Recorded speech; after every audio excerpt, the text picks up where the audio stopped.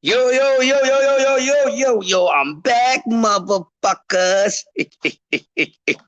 I'm back, y'all. So hopefully y'all get the notification and shoot back over, man. Once again, this is part two. It's your boy, the greatest man alive, Crest the Legend, aka Mr. PSA, aka The Adjuster. Shout out to the fam, TWT. Shout out to the LDBC. Listen, man, I was just doing a video on from the YouTube studio, and y'all know how it is. At the I got disturbed, you know what I'm saying? But anyways, I had to come back and do a part two. Yeah, Davis, I had to come back and do a part two. It's kind of a gamble, going from the when you do it from the actual YouTube studio. You always kind of get that reconnecting thing there. But I'm glad you back, bro. Send it out, everybody know we up in this joint, man, because we got to continue this cook. I've been holding out for a few days, and we back, Jack. We back at it. So the thing is, people, boxing is a big what the fuck is going on.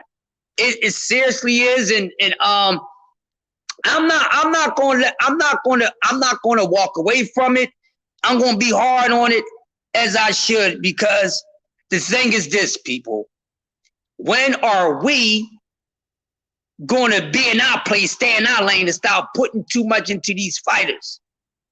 Now, where did I leave off at, DS? I forgot where the hell I was at. Where did I leave off at? Where I was at, DS? I forgot that damn quick, my man.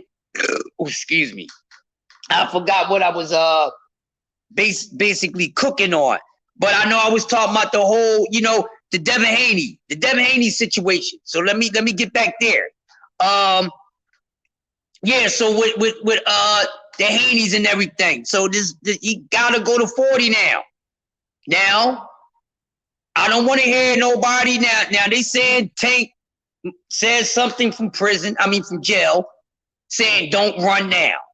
I'm not going to invest into that because Right. I'm not going to, say too much about that because I didn't really look into it.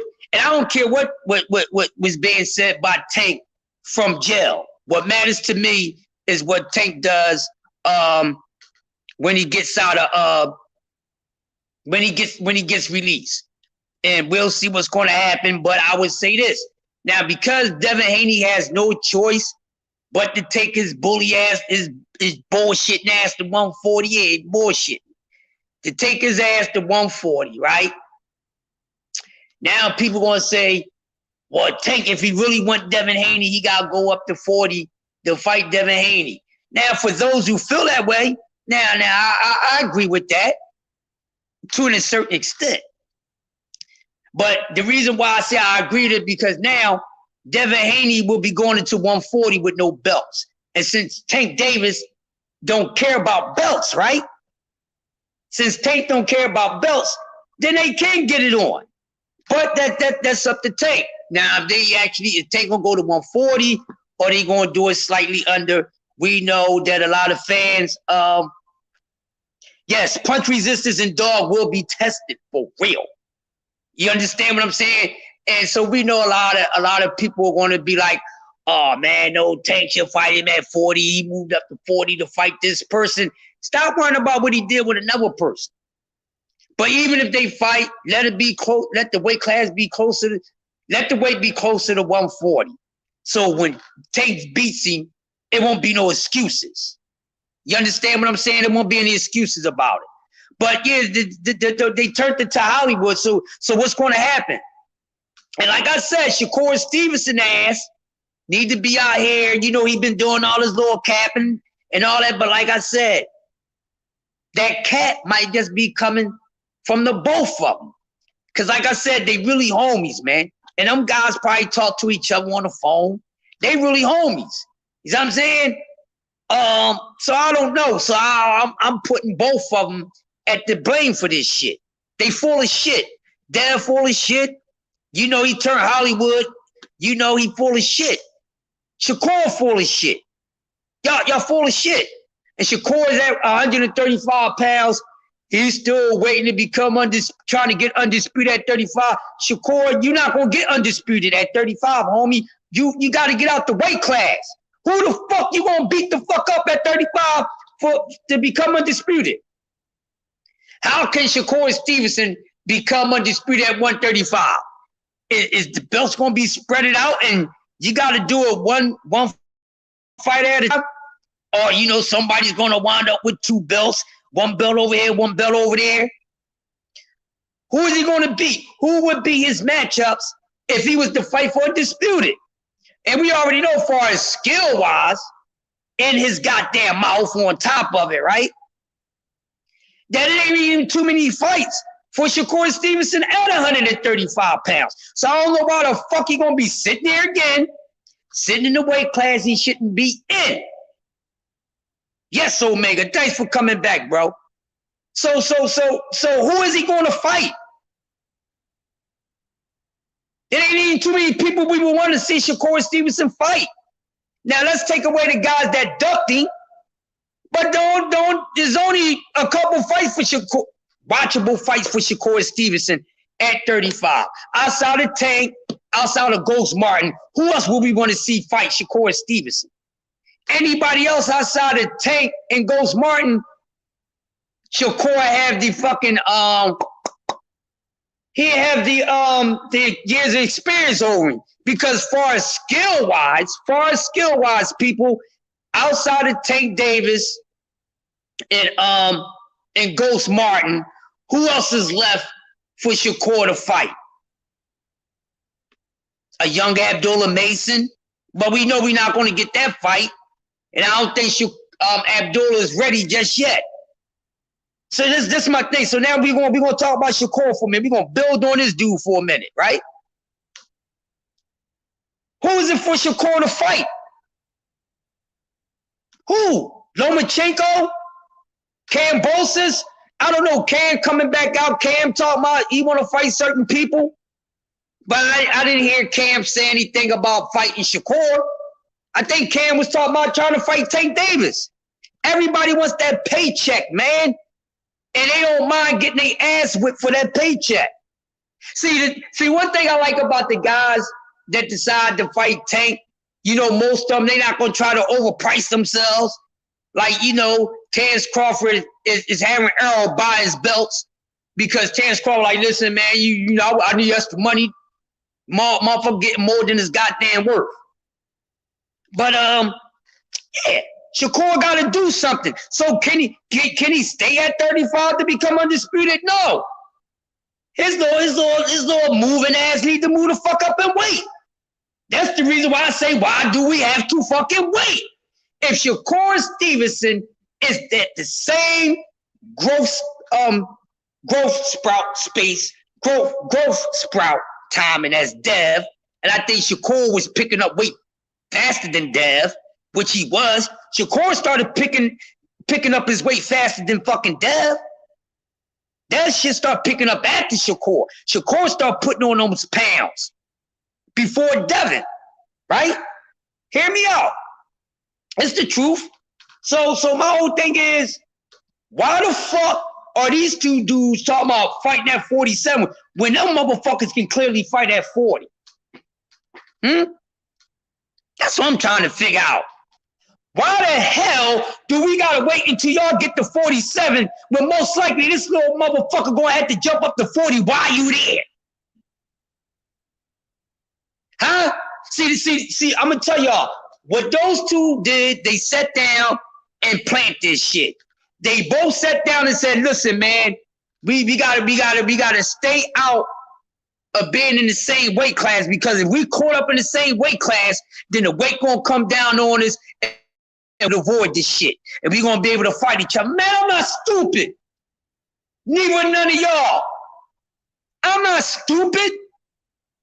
That's why this motherfucker keeps stalling. No, talking about, wait, nigga, you just, I know shit. Matter of fact, if they're walking around 150, 155, Shakur's walking around the same or probably a little fucking more. Get out of here, man. Get on out of here with that bull crap. Come on, I gotta go to the bathroom, y'all, real quick. The hell, man, get on out of here. Get on out of here with that bullshit there. What are we talking about, people? But we sitting here and we letting that little hair of reality get past us. Because y'all too stuck in y'all fucking feelings about what you want when you want it, when you're not the one that's in place to say that shit. Man, I didn't know, fighting the best came with a fucking order. I didn't know fighting the best came with a special order. It gotta be, synchronized in a certain way. It gotta be A, B, C. It gotta be A before B and C and goddamn D and 1, 2, 3, 4. Man, get the fuck out of here. Get up on out of here with that, man. Y'all killing me.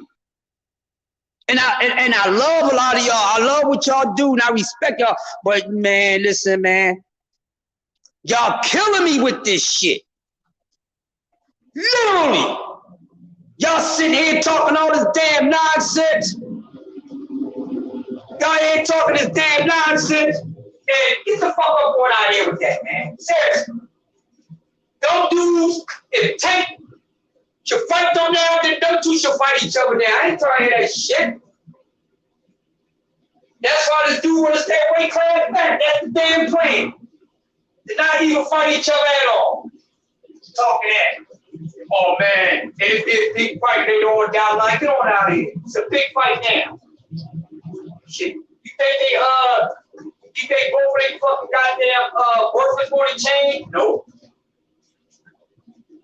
Nope. Even one of their worth is going to change. Now, can they change? Can they change? It's a possibility, but they got to be willing to change it themselves. So yes, they're it can change, but the will has to be in these guys for them changing. But for it to change it naturally, and only natural way for it to change is they do what they need to do for it to change. You know what I'm saying? So I ain't trying to hear that bullshit. I ain't trying to hear that, yo.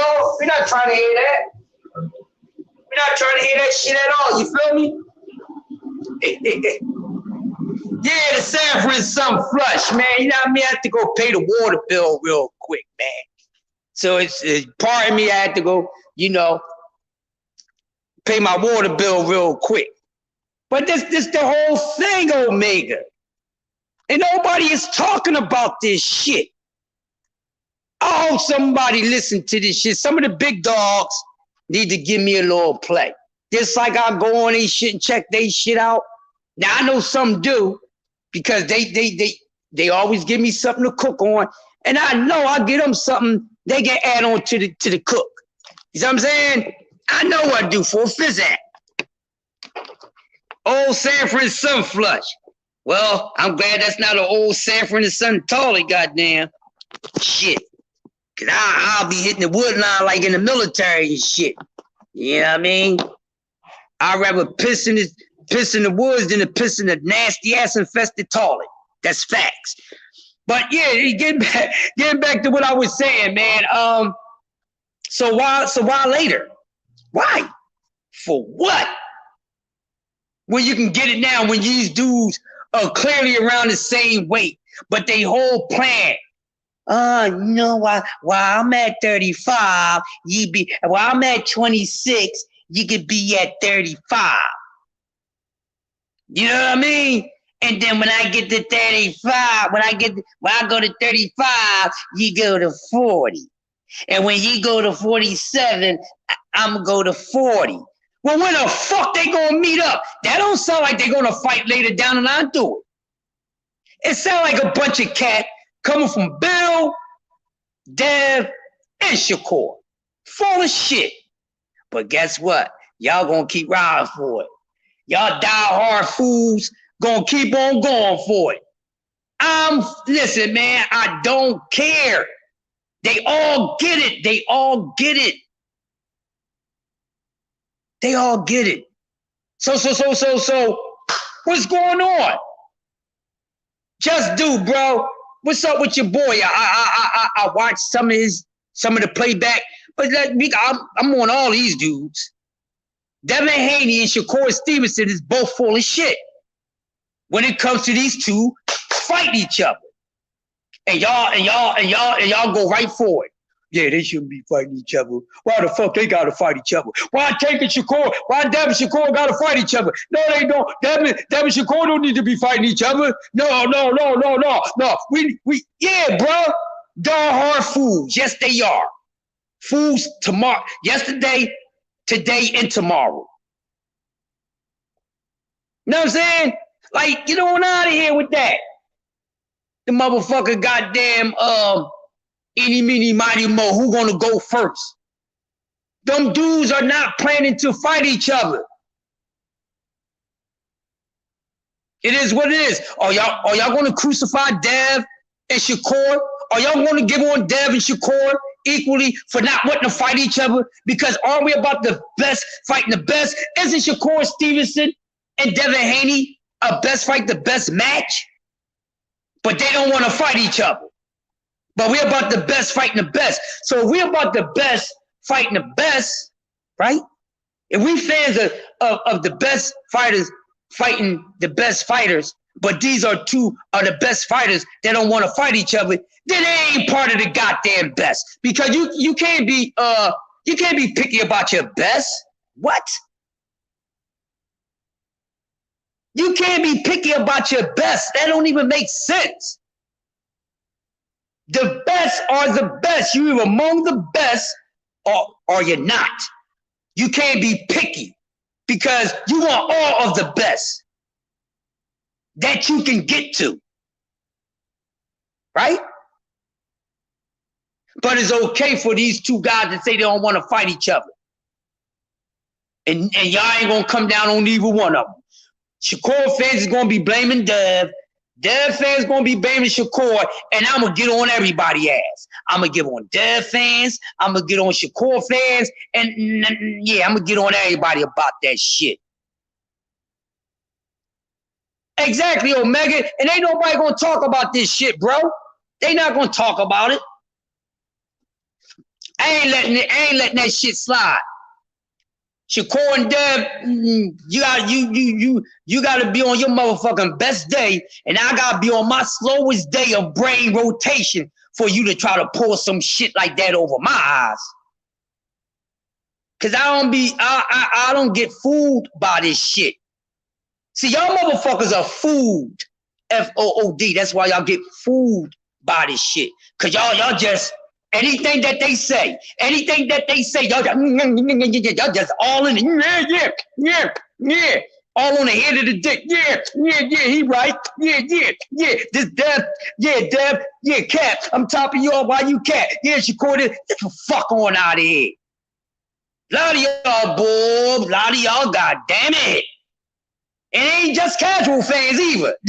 It's, some of the above casual fans is like that too. Yeah. You're here. What you say? Don't you dare say anything about him. And I'm up here showing him out about sucking his dick. Get on out of here. You on somebody else's dick. Be on your own. Ain't your own penis between your legs? Or why you on these guys' nuts? It's pathetic, Omega. It is. It's pathetic. But we sit here, we supposed to be buying this bullshit. What? I'm not capping for none of these dudes. Because what's good for the goose is good for the goddamn gander. I don't show favoritism. At all. I don't. But that's what's going on. A lot of favoritism going on. A lot of capping and protection going on.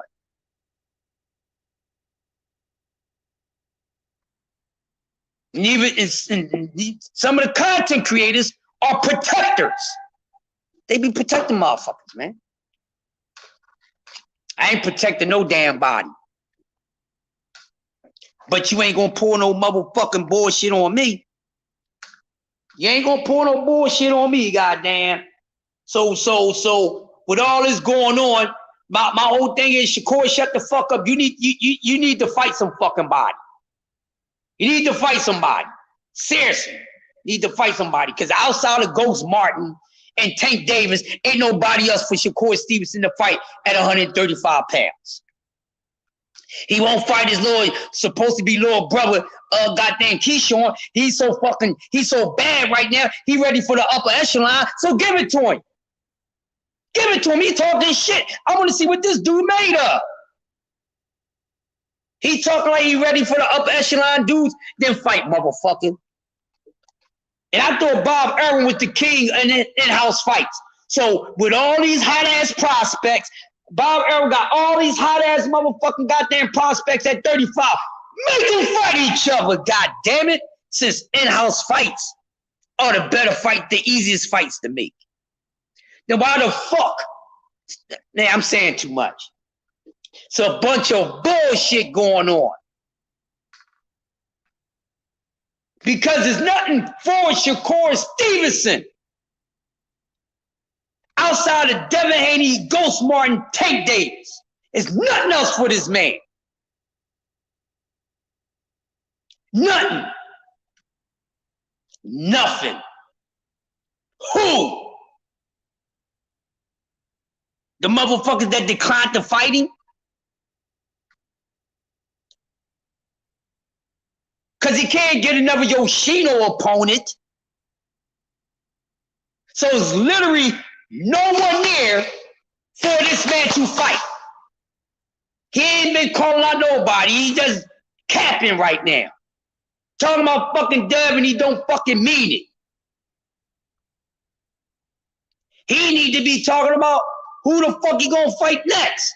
Ain't Ghost Martin the next best thing out of these guys? So he should be saying, you know, he say shit about fighting other people when they got fights coming up.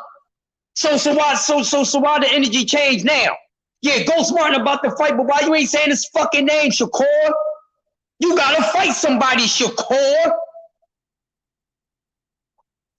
No more Yoshinos, Shakur.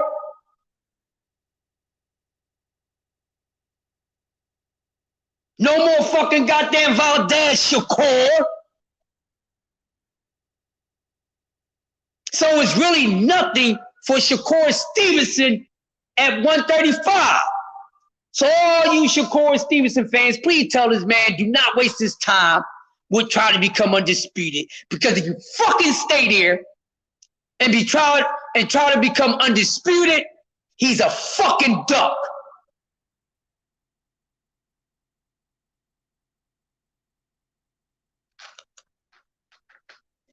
Because skill-wise, there's really no comp at 135 for Shakur Stevenson outside the other elite guys and Frank Martin.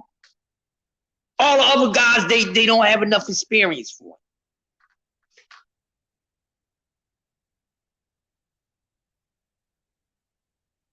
Or Cambosis, maybe him and Cambosis a fight. But didn't Cambosis say no to his ass before? And then he was like, oh yeah, I like to fight Cambosis. Yeah, he coming off of 2 losses. He coming off of 2 losses. Cause wasn't that one of the first fucking names he called out? You know, at the other guy's duck. Yeah, I like to fight Cambosis. I don't want to fight nobody coming off of 2 big ass losses. I don't want to do that. I do not want to fight nobody that's coming off of 2 fucking goddamn losses. I'm undefeated. I'm good as shit. But I'm going to fight a guy who lost twice to another good fighter. For what?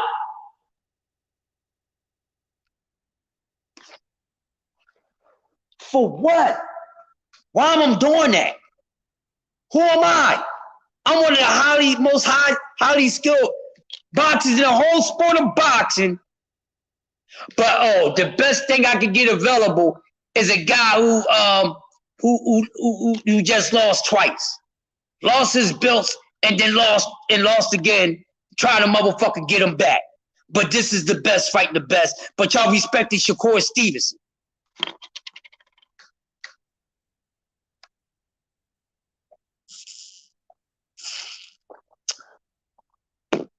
This is some funny shit.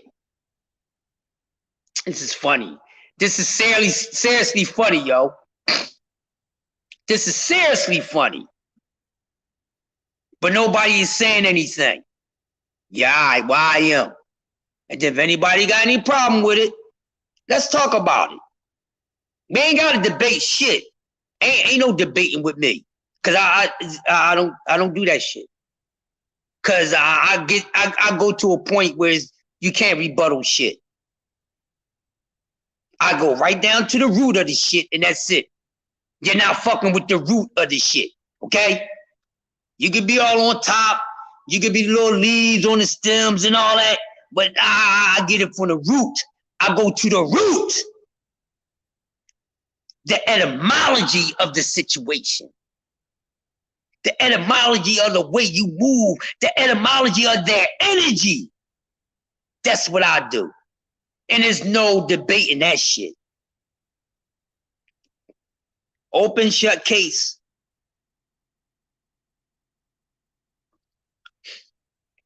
But y'all killing me, man. Your favorite fighter can't do no wrong. Your favorite fighter don't do no capping.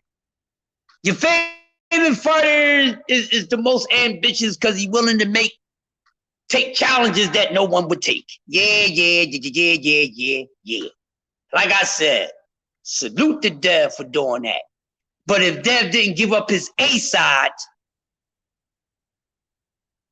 Dev shouldn't have had to have given up his A side to fight for Undisputed. Y'all don't have to agree with me. That's the reality. Why you think people were so against it? Man, that's a slave joint. But once the excitement smoke clear, once the living in the moment smoke clears, and then you come back down to earth, you can clearly see what it's really hitting for. And people don't like that smoke to clear up. They want the smoke right there, and they want the fog on the fucking mirrors and shit, so you can't see what's going on. But I do, and I know plenty of you do the same too. But come on. So what's going to be today's story, the continuation of Devin Haney and Shakur? My whole thing is I'm on their asses. Because it's cat. So I'm on both of the asses. I ain't taking up for Dev. I ain't taking up for Shakur. Because they both in cahoots. Just like Knockout Boxing 86 said. And I was glad that I heard somebody say it. Finally, somebody was saying what my mindset has been the whole damn time for a minute. These motherfuckers ain't really trying to fight each other. They can fight each other now.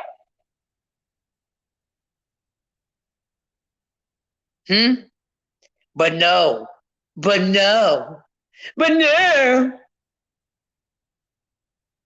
It's Mando that Tank fight those dudes now. It's not Mando that they fight each other.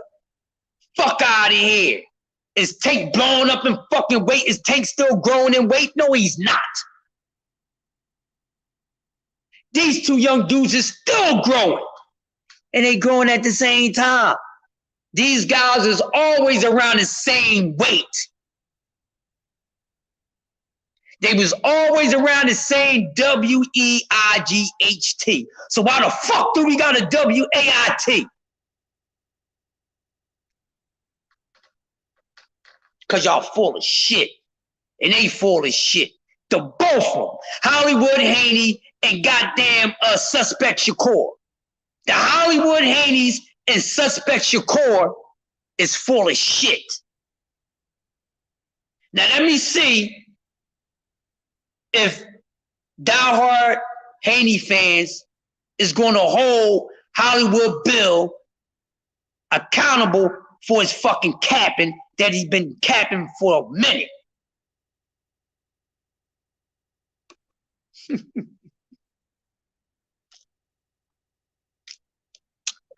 What's going to be today's excuse? Then we got Andy Ruiz. He turning down money. Wow. He turning down money. I thought it was about a paycheck, people. Well, let me tell you something. Motherfuckers can talk about they want that check, but they're very selective about how they gonna get that check. Why you think some people took the easiest route to get a paycheck?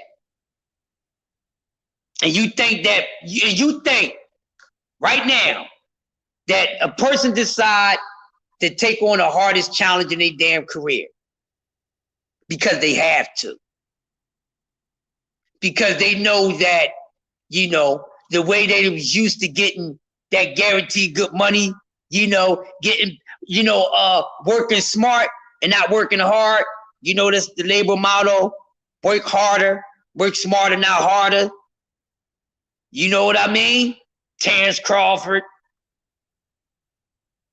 But he think he was preserving himself by taking the easier route.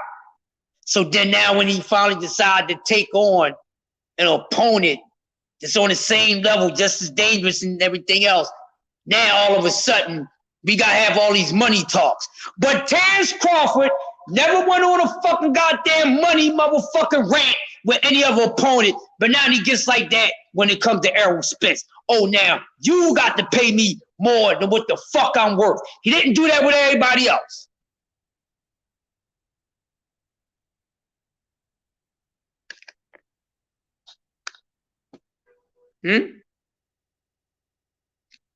Because he's going to retire after this fight. Terrence Crawford going to retire after this fight. He's going to retire after this fight. Because after Errol Spence, who the fuck else you want to see Terrence Crawford fight? Would you still want to see him fight Boots Ennis?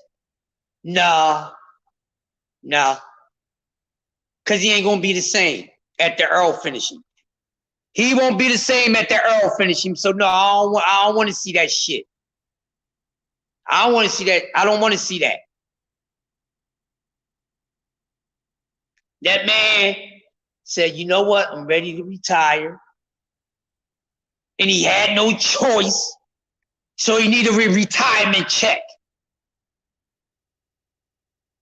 And he know he going to take ass whipping. Even if he win, he know he going to take a beating.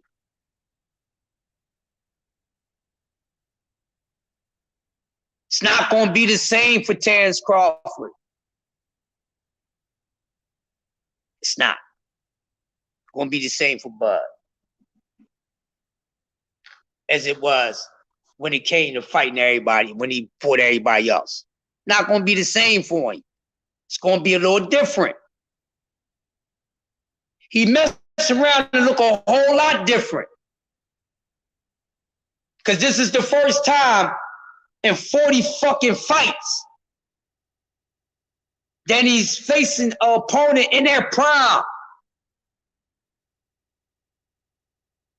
that's hungry. Who wants it the most?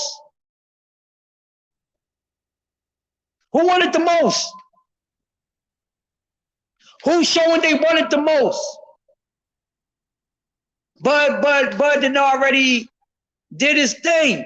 He let you know fights will go Hall of Fame. That man don't need to do nothing else as far as he's concerned. And you really don't have to do a whole lot, people, to get in the Hall of Fame. So, you know, all this Hall of Fame shit is overrated. The Hall of Fame is overrated because there's really no itinerary outside of popularity that gets you into the Hall of Fame. Why Hall of Fame should really mean something when they got a fictitious fucking character in the Hall of Fame. It's a nut-ass accolade. Hall of Fame ain't shit until they change the itinerary of it. Because that's really about popularity. You got people who got more ass whippings than victories that's in the goddamn Hall of Fame. Y'all sit up there, oh, he fought the future Hall of Fame. And you ever fight anybody famous? Hall of Famer? Like Hall of Fame is really You don't really need to do nothing to get in the Hall of Fame. So, really, what's so special about it? Nothing. For real, for real. That's why I say, create your own Hall of Fame. Create your own pound for pound. It's opinionated shit anyway. So why not make yours? At least yours would be more factual. I'm pretty sure your itinerary would be different, not just off of popularity, because that's all it is. Hall of Fame means the Hall of Famous People, not Hall of Most Skilled Boxers, not Hall of the Hardest Punches, not the Hall of the Best Footwork, the Best Defense, not Hall of the Best Jab. Hall of Fame ain't about none of that shit. But y'all want to be sitting around talking about Hall of Fame, blowing Hall of Fame the fuck up like it's like Hall of Fame ain't shit. Because it's just an opinion. It's a goddamn group of people who decide, you know, like they get in there and you got a hat full of fucking names. And they all pull out all the fucking hats and all the names in the fucking hats and you decide who goes in. There's no itinerary behind it. So fuck Hall of Fame. Fuck y'all talking about. Oh yeah, he fighting the Hall of Fame. Hall of Fame ain't shit. Cause that's all it is. It's a popularity vote. Like I said, Hall of Fame ain't got shit to do with your skills. Hall of Fame ain't got shit to do with your skill set. Hall of Fame ain't got shit to do with your fucking the quality of your damn resume. Hall of Fame, you ain't gotta be a champion to be in Hall of Fame. You got a fictionless character in Hall of Fame. A fictional boxer in Hall of Fame. That should be showing you what Hall of Fame is, people. So talk about, yeah, he's already a Hall of Famer. Fuck out of here. Okay, he going to the House of Famous People. Anybody can be a Hall of Fame. I can be a Hall of Fame. I'm fucking famous. Literally. I ain't rich. I'm fucking famous. Anybody can go in the Hall of Fame. You can be a bum-ass athlete and go in the Hall of Fame just because you well-liked you in the Hall of Fame, because that's what it's about. How much you are liked, how popular you are. That's all it is about. Hall of Fame, if you go look up how you get, it ain't telling you about shit that you're the best, this, the best, that, none of that shit. Nothing about your skill set, your strategy, none of that shit.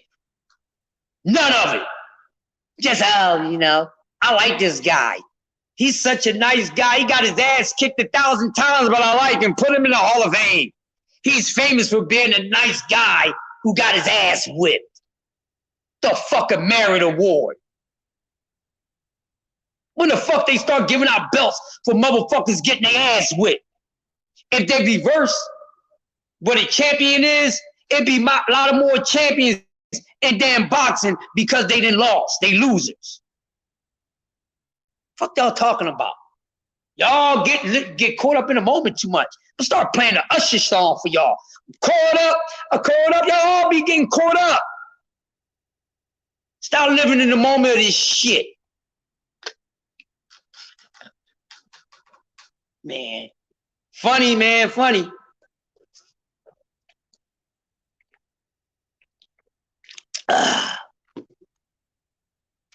That's what I'm saying, Omega. A lot of funny shit. A lot of funny shit. But, you know, besides these guys, you know, Earl Bud, Hollywood fucking Haney's, Suspect Shakur. There's other things going on in the sport of boxing and shit. Is Chris Colbert ever coming back? Is El Rayo done? How Ryan Garcia is going to look? I can't wait to see Ryan Garcia. I can't wait to see Ryan Garcia under, you know, Derrick James. And far as promotional banner, I'm not sure. But you know, Oscar's trying to do some shit with Ryan. Is Ryan going officially become a PBC fighter? I don't know, but that sounds. I want to see what's going to happen because he's still boxing. So let's see if he start making moves while these other two motherfuckers is bullshitting over here. Shakur and Dev is pulling a class act on you motherfuckers. So stop going for it. They don't want to fight each other. And they not going to fight each other. All this waiting shit. Going to be waiting for a long time, buddy, for nothing. I don't even want to fucking see the fucking fight. If I got to wait to 47, I don't even want to see them fight. If I got to wait to 147 to see Shakur Stevenson, Devin Haney, I don't want to see the damn fight. Fuck out of here. I got to wait a whole nother weight class to see these motherfuckers fight each other when they can fight now? Fuck out of here, man. The same energy that y'all have for Tank to fight these motherfuckers, you should have that shit for Shakur and Dev to fight each other. Stop trying to put the Tank and Dev fight first. It don't matter. It don't matter what order it comes in, as long as you get it. We not getting Errol Spence and motherfucking Terrence Crawford when we want to. We supposed to got it last year. We getting it now, ain't we? Okay, live with it. Fuck all that waiting shit. They're around the same weight now. Shakur, move your ass up to 40 because your career ain't shit at 35. Because you fucked that up. Not moving up when you needed to. And you're still trying to do the same shit now. You'll never be undisputed. Unless you move up now. You got a better chance of becoming undisputed at 140. It's not happening for him at 35. He ain't even trying to go for it at 30. Fuck we talking about? He ain't trying to go for it at 126. What are we talking about? I'm tired of the argument too, man. I'm tired of arguing. I'm really tired of fucking arguing, man. I'm tired of arguing. This shit is a burnout, Omega. A lot of these motherfuckers starting to get on my... It's not entertaining no more, bro.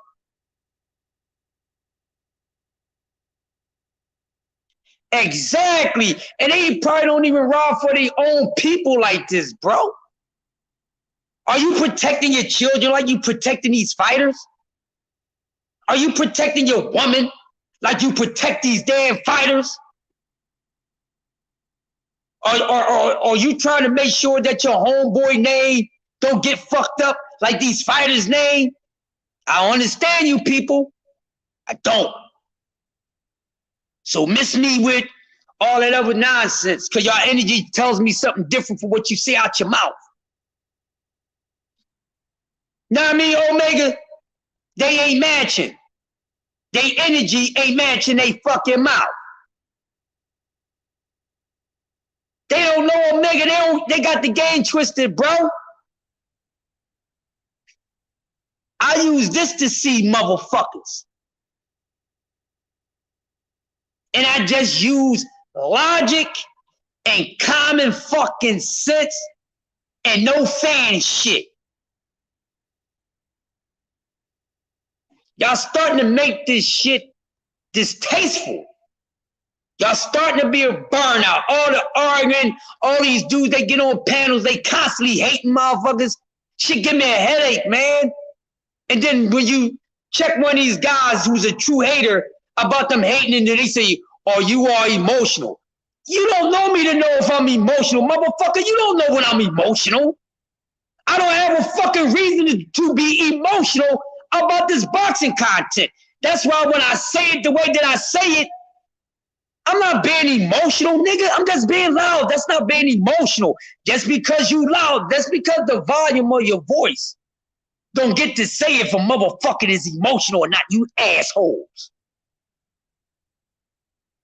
This shit don't do nothing for me to get emotional because I don't take it personal. But I give my passion the way I give my passion, motherfuckers. So any of you fools, you all emotional, you caught up in, nigga, boxing ain't never had me caught up in my feelings, nigga.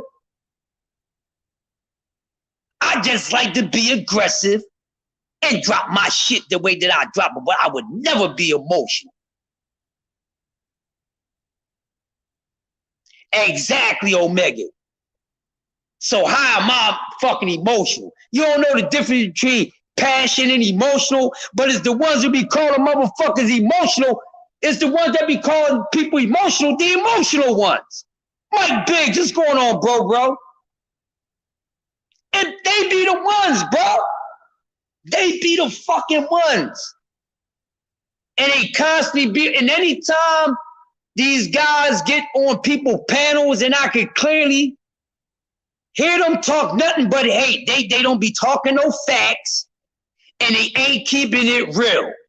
Everything that they say is hate. And they swear they be cooking. And then you got some of these content creators who let these people on their panels and got them thinking that they cooking. And I'm like, no, bro, he not cooking. Why the fuck you got this on your channel? Your content, you as a content creator, you are too good to have a motherfucker like this on your channel, on your panel. You don't need that. I'm tired of it, bro. I'm tired of it. That's all they get on here is talk hate. And I'm like, why you got this dude on your shit? He don't be cooking. If I catch one of these hating ass dudes on your panel, I'm checking your ass. Because you don't need that type of energy and then you ain't hurting for attention. So while you got these hating ass dudes that talk a whole lot of hate, they not talking boxing. They not talking boxing logic. They talking hate. It be nothing but hate, and you got these motherfuckers thinking they cooking. I'm like, they not cooking. It's hate. It's hate. I'm tired of seeing motherfuckers who shouldn't even be going in the graveyard, going in the goddamn graveyard. I'm tired of it. Oh my gosh. I love BF. This ain't got nothing to do with the gold digger. I'm not coming at the gold digger at all. It's actually pushing people away. I'm not going after the grave digger. But you motherfuckers need to stop going. These people, some of these people that go in there, they be starving for attention. They need to stop it. Because they not built for it. They don't have the boxing knowledge to be on there. They don't.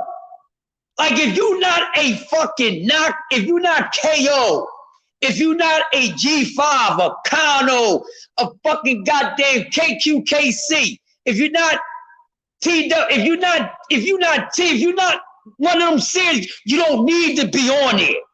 You don't. If you just a motherfucker that don't have a channel and you like to make noise in the chat and you trying to get your name up, but your boxing knowledge is not like that, you don't need to be going on BF. You don't. You don't. And they become bored. BF be killing motherfuckers so bad. I'm like, BF, why you got this dude on here? But the grave digger, he does what he do. But, and then like the whole thing, he's not going to let nobody off the hook. If they ask for it, they get it. And I understand that shit.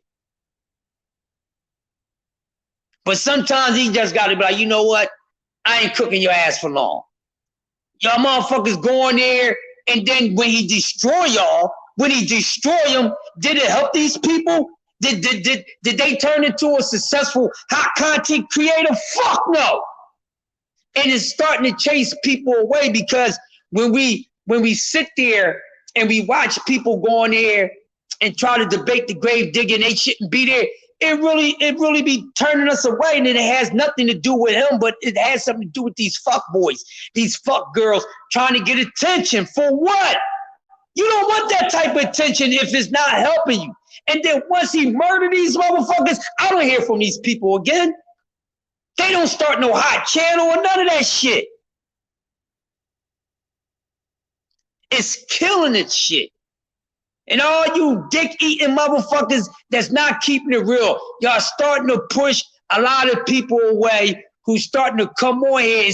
It's new viewers and subscribers that's coming on. It's a whole new line of people that just catching on because other people are starting to find out that YouTube is the place if you want to keep up with what's going on in boxing.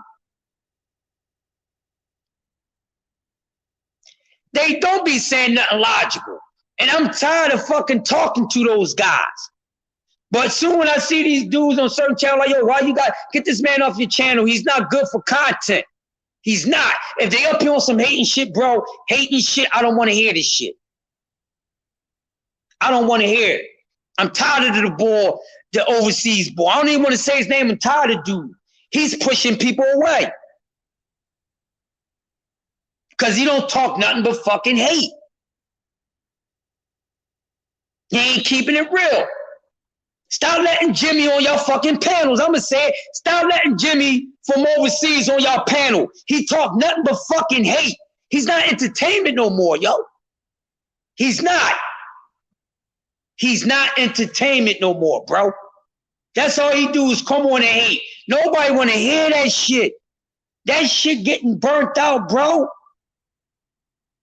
People don't even want to hear the debating like that, to be honest with you.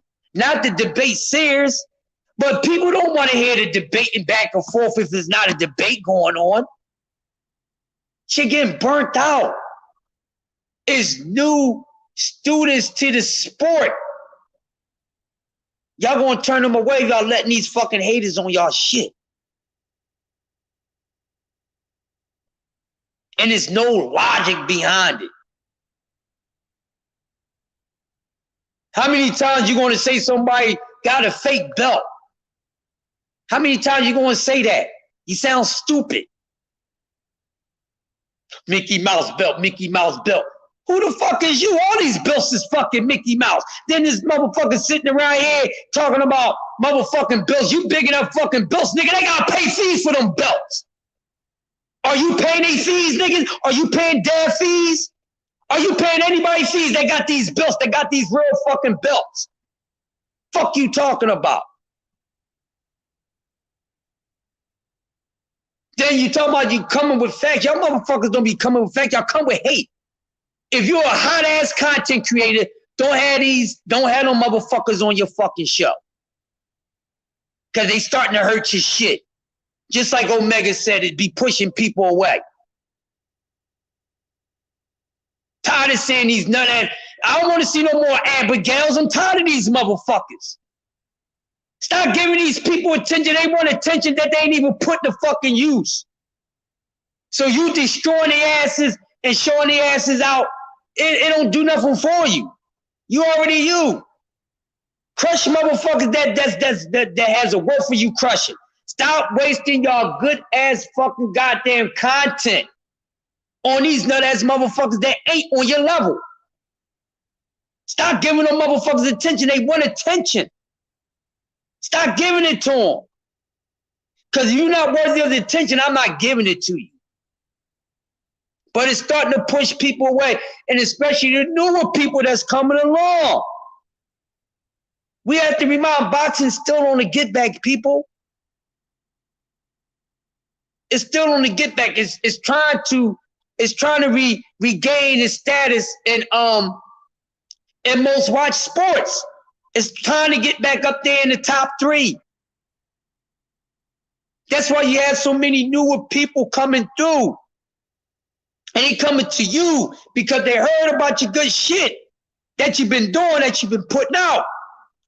But when you start entertaining the lack of knowledge, this, that, and the other, and wasting time, some arguments don't be worth it, bro. It's going to turn them away. And it's starting to turn some of us away because we know what it's hitting for. And it's like, oh, this is bullshit. Let's talk boxing without the capping.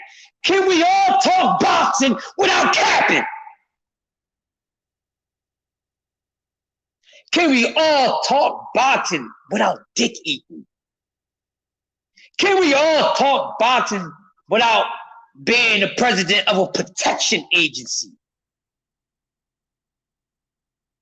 Can we all talk boxing and be on different sides of agreement, but still talk boxing? Does it have to turn into personal attacks on each other because we on the opposite side? You's a pussy, you's a motherfucker, I'll fuck you up, this, that, and shit. That shit ain't boxing talk. That's not boxing content. People can't even have a fucking agreement about boxing without motherfuckers ready to shoot each other up and this, that, and the other. Y'all was one of those dudes because I don't take the disrespect. But I'm like, I ain't gonna let that shit get to me. For what? These motherfuckers ain't gonna do shit.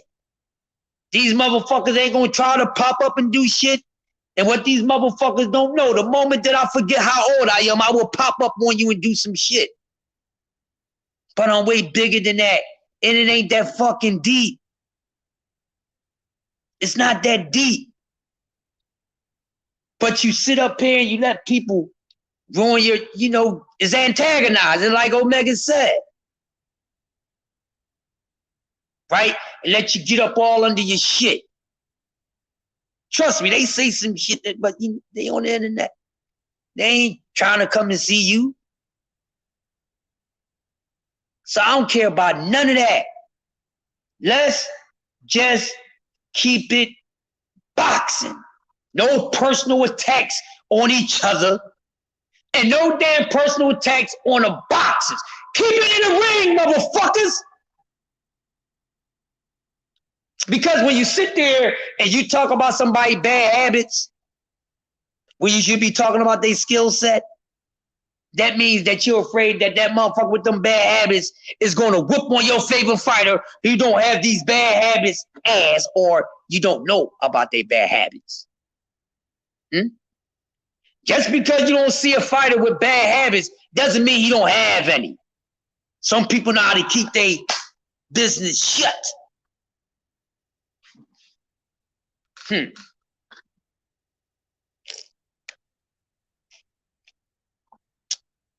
Just because it appears that a person don't smoke and drink, that doesn't mean that they don't smoke or drink. Just because it appears that they party doesn't mean that they don't party. Fuck you mean?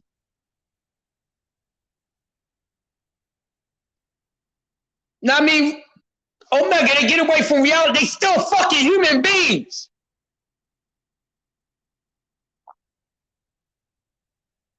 Just because you don't see them do it doesn't mean that they don't do it. And just because you see them do it doesn't mean that they can't stop it.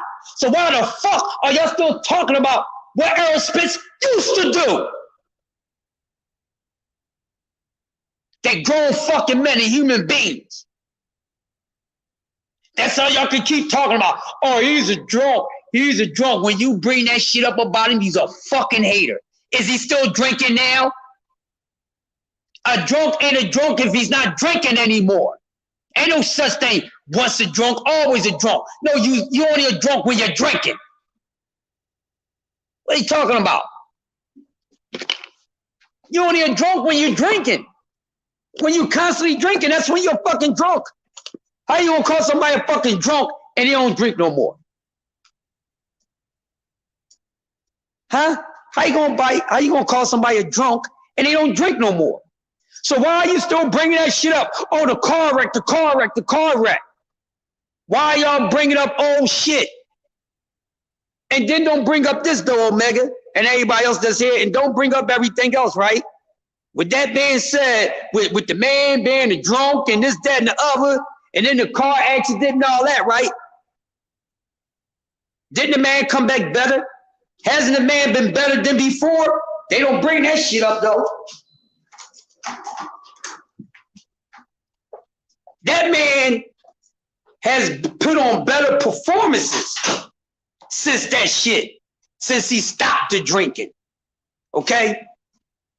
Since he got back on his shit. right? Okay, good. Yeah, ain't nobody coming this month. Right? So why the fuck y'all still bringing that bullshit up? Why y'all keep bringing it up? Why y'all keep bringing it up? Why y'all got to keep on bringing up what he used to do? Because you know good and damn well, with all that being said, he'll fucking drop this, that, and other. He'll still whoop your favorite spider's ass. Now y'all even worry more because he's not drinking no more. But some of y'all be like, oh, no, he's still drinking. Now that motherfucker's still drinking. He's still drinking. He motherfucking told you motherfuckers what he do. Since y'all want to be worrying about his personal life, he let y'all know during the press conference, we smoke bud. He told y'all, we smoke bud. We Jamaicans, we smoke bud. What's wrong with motherfucking smoking? What's wrong with smoking Mary Jane, goddamn? Nothing. Not a damn thing. Nothing wrong with smoking herb, cannabis. There's nothing wrong with it. They make you think there's something wrong with it. Y'all really need to learn. Y'all really need to learn. Instead of going off he say, she say, that's why you motherfuckers is claiming to be something that you don't even have proof of that you are not. Omega already know where I'm going at. That's why you motherfuckers claim to be something that you don't even have proof of that you are. Because of that simple thing there. It is what it is. It is what it is, baby. And with all that being said, car wreck, 2 car crashes, fucked up, torn retina. You know what I mean? All that shit, right? And guess what? Motherfucker came back. Came back. He's a badass drunk if he can come back. A drunk, the bottom of the barrel it's supposed to be, right? He a badass motherfucking drunk, right? If he can come back from damn near death, right? From damn near death. Not only that, then had 2 other little things going with him. And then come back. No tune-up. And face, maybe slightly underachieved far as big fights, but still one of the best, opponents to fight. And a dangerous guy, Danny Garcia. No motherfucking, no tune-up fight. But what did your boy say? Oh man, listen, man. Man, Errol Spence, better not fight me coming off a damn accident. Right? He better not fight me coming off an accident. Fuck that. He don't even know. I don't think it'd be smart to fight me at the accident. He might need to take a tune-up. Right? So, fights Danny, do the thing to Danny. Right? Which is a guy that Terence Crawford never fought. Terence Crawford never fought Danny Garcia, not as a pro. They fought as amateurs. And I think they split 1-1. Right? But was saying he would do this and do that to Danny, but you never fought him, and then you put out a nut-ass price, knowing Danny was worth more than that. Matter of fact, how the fuck you gonna try to tell somebody what you fucking worth, and you wasn't even trying to give guys they worth? People don't talk about that.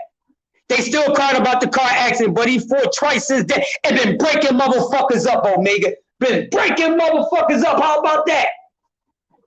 Been breaking motherfuckers up too since that goddamn car accident. You feel me, bro?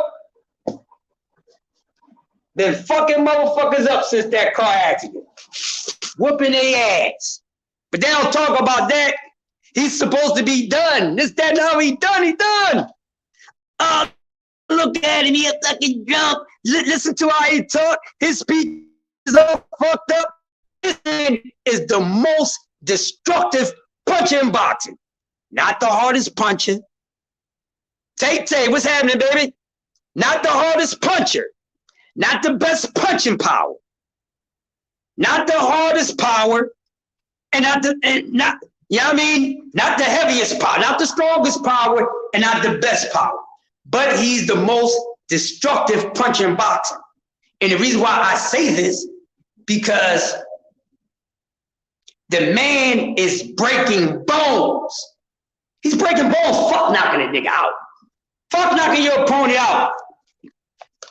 Forget knocking your opponent out, right, y'all? The man is breaking bones. He's rearranging people's skull area. He's breaking eye socket, jaw bones, neck bones. You know what I'm saying? T-bones, all that shit. That's destructive, bro. And people worry about a knockout. Oh, shit. But they talk about how good this guy power is. This mysterious equalizer, this mysterious equalizer that Terrence Crawford has. They talk about all this shit, right? About his punching power. You know, the magic punching power of Terrence Crawford. When everybody's bragging about his stoppages, KOs, TKOs, shit like that, that motherfucker never sent nobody to the goddamn hospital. He never sent no damn hospital. He ain't never sent nobody to the hospital, yo. Never sent nobody to the hospital. But his punching power. But people talking about when he hit Errol. What you mean when he hit Errol? The fuck is y'all talking about? What are y'all talking about? Well, he never stopped a granite chin fighter. Never stopped a granite chin fighter. I don't know what the fuck y'all talking about. No, man, I'm going to repeat some of the stuff from the first video. I'm doing that now. So since Tay numbers in here. That's my thing. What are we talking about? What are we clearly talking about, man? I seriously don't get this shit. I seriously don't get it. Huh? Y'all talking about this man is about to do something in the sport of boxing that you never seen this motherfucker do before against a person that shit never happened to. Make that make sense. There's the logic. Now, how you expect that shit to happen?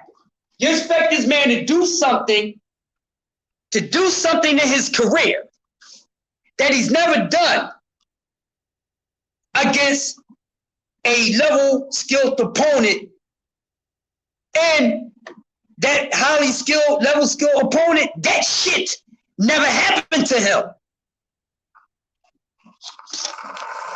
Y'all tripping. They tripping, yo. They tripping. But you know, I gotta, you know, repeat it for them. But this guy, right, now I don't know about if they sparred before or not. I don't know about that too much. I wouldn't give a fuck if they did. But my whole thing is this. I gotta make me another cup of coffee, bro. Either way, right? This man, y'all never seen this man do none of this shit in 39 fucking fights. 39 fights.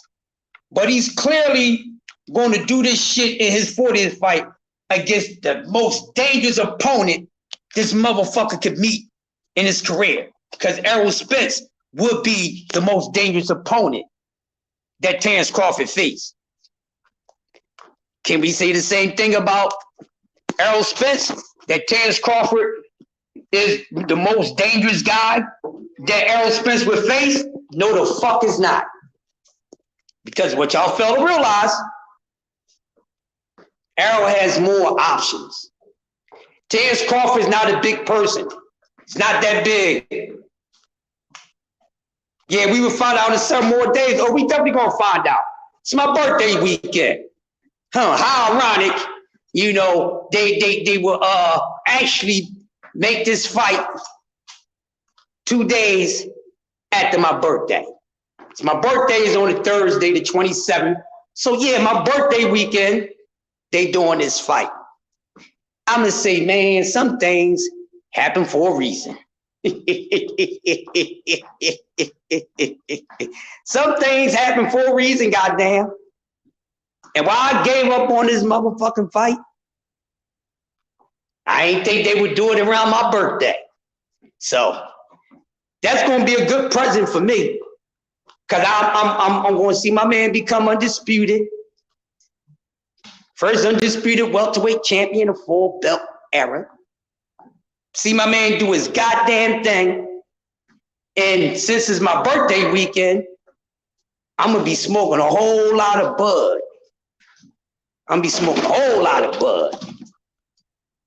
You know, I don't know. I'm so excited for my birthday. Made it to another year. And all this other good stuff. Man, I don't know. Well, we gonna be smoking some motherfucking bud come the 29th. Be smoking heavy, baby. I just hope everybody, you know, they have that same energy. Come, they have that same energy come, you know, at the fight night.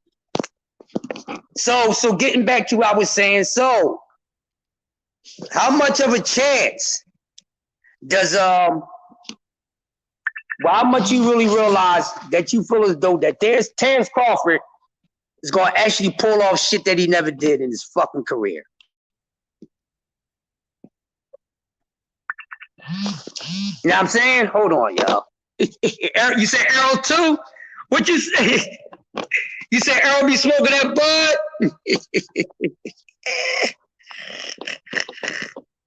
Hold on, Omega. Ah, shit. You said Errol is too? Yeah, man. Shit. Oh, man. But, yeah, it's coming up in a few days. And we're going to find out they're going to change 420 to 729. There you go. That's what they're going to change it to, 729. But that fight, I'm going to tell y'all something. I don't like the undercard. It's horrible. The undercard is horrible, people. And that's why I want to talk something else about the fight. And as far as the energy and everything and what it should do. Not really right now. But this fight, it has to live up to the hype. It has to. We got this fight a couple years late. You gotta live up to the hype, man. I don't know. I think yeah, they milking the main event, man. And these tune-ups, I mean the undercards, man, they horrible, bro. Now we seen, you know, big fights and then they have a horrible fucking undercard. Now, I don't care how much they think that, you know, the main event is going to carry over. You know how many fights we got to go through to wait to see the main event? And why the fuck Izak Cruz is co-main event? Why is Izak Cruz co-main event, yo? That's what I'm not understanding. Why is Izak Cruz co-main event? I don't get it. I don't understand why he's co-main event.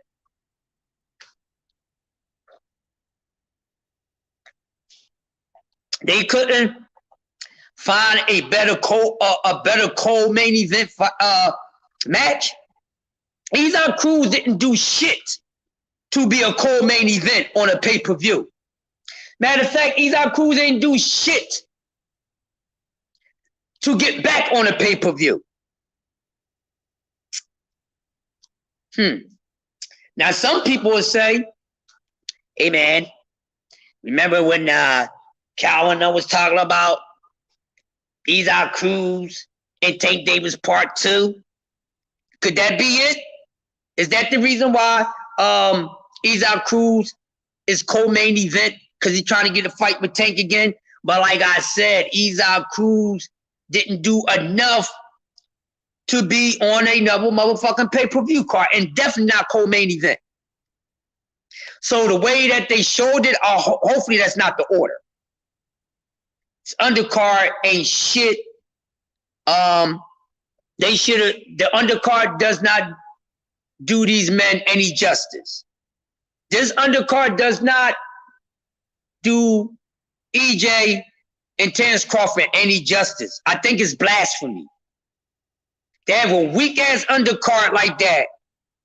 To have a weak-ass undercard on a big-ass fucking fight like this is blasphemy to the main event fighters. They should do a super card Omega. But see, I'm going to tell you something, right? I'm going to tell y'all something. You know the reason why they not doing that shit? Remember we was talking about the super card, another super six and this, that, and the other? I'm going to tell you, as much as boxing needs it, we're not going to get it.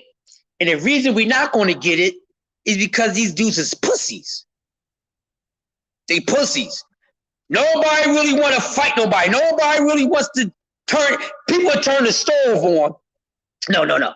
People turn the stove on. No, they turn on the microwave. You know, they deal with some microwave heat, but they don't want to turn that motherfucking stove on and catch that heat from that flame. You understand what I'm saying?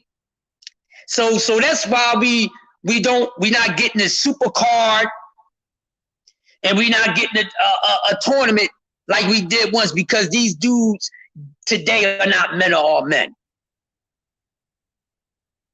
So as much as the sport of boxing look like it's on an uprise, well, let me just have y'all look ahead, look up the road before you run into a dead end. The thing is this. Now you really think about it. Let's sit there. I want y'all to help me out with something. Now as we sitting here, right?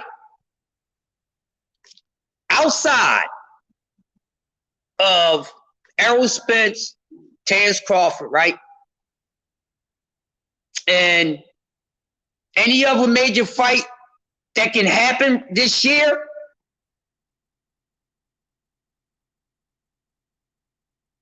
Yeah, good point, Omega. Good point, bro. Good fucking point. I like that. My thing is this. These guys are not built the same, man. It's just like with all the other sports. How we say, you know, football players ain't men all men. Basketball, like all those sports, and look like the masculinity, as far as doing your thing on the court, has watered down, got diluted, softened up. Same thing in the sport of boxing. That's what we got going on now. And then you got all these dudes, like Omega just said. I think some of these guys are thinking twice after those Tank and Ryan numbers. I would. Yeah, and that's the thing now. Tank and Ryan, the whole era is solved, bro. The whole fucking era. All sports, they solved. The only sport right now to where these motherfuckers ain't solved is goddamn MMA and Bellator. Cause see, those motherfuckers go fight each other. They ain't complaining and none of that. They go in there, they whipping ass. That's about the only fucking sport. All the rest of them, bullshit, watered down like a motherfucker. And women's boxing. The rest of them, they watered down. Motherfuckers too damn soft. Everybody is Rouse Tresvant, Carl Thomas, New Edition. Can you stand the rain? Need a man with sensitivity, so emotional. It's horrible. Really, it's horrible. But like I say, now looking at it, right? Not just this year, but just think about, well, right now, Errol Spence and Bud is the only big fight, the biggest fight of this year, right? Think about the biggest fight of last year, the biggest fights of last year, right? Think about last year. Think about what happened this year and what's left. What's going to come next year? Overall, next 5 years. Matter of fact, I'm going to even make it a little harder for myself and everybody else. Next 2 years, right? How many big fights do you see happening that make sense? Mean guys fighting each other at the right time. They're in their prime. You see what I'm saying? Motherfucker ain't coming off some losses or a bunch of losses. Y'all know what I'm saying? How many big fights do we see happening in the next 2 years? Look at everybody that's out here. Think about everybody that's out here, right? Right now, you be an instant matchmaker. You ain't got to say the matchups, in the chat, but just thinking in your head, thinking of opponents in your head. And then be honest, if you're going to answer that, I want y'all to answer this. How many big fights you see happening in the next 2 years that make sense when it's even planned? 3. That's a horrible number. Thank you, Omega. Thank you, Omega Red.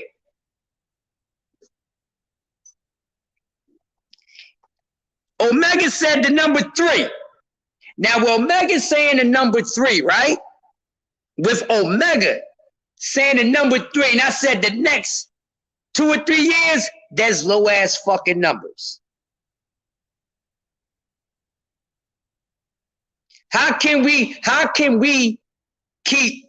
keeping the sport of boxing going if these fighters are going against the system?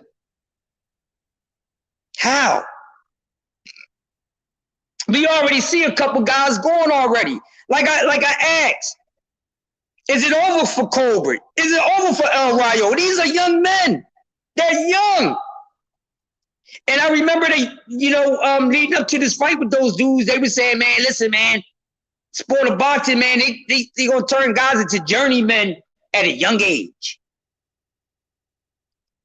And I'm saying young as in a career. Fuck the age. Young in a career. You see what I'm saying? Like 23, 24, 25 years old, they're fucking journeymen already? Wow. If you think about it, guys becoming journeymen at this fast rate at a young age compared to when a fighter became a journeyman years ago, that shows you that this shit is watered down. This sport is not producing men of men like they used to. It's only a handful of them in the sport of boxing. It's over, what, a couple thousand? How many? I don't know the fucking number. Thanks, Omega. Push that, bro.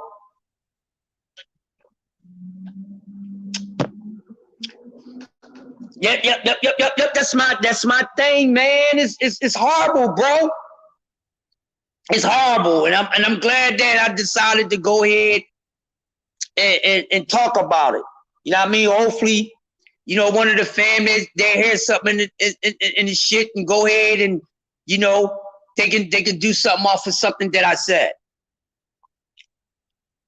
Because everything that I do is meant for somebody to pick up on and to carry on. That's what I do sometimes. You know what I mean? Because I'm basically carrying on for my man Knockout.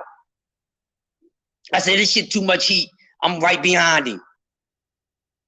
This sport of boxing is watered the fuck down.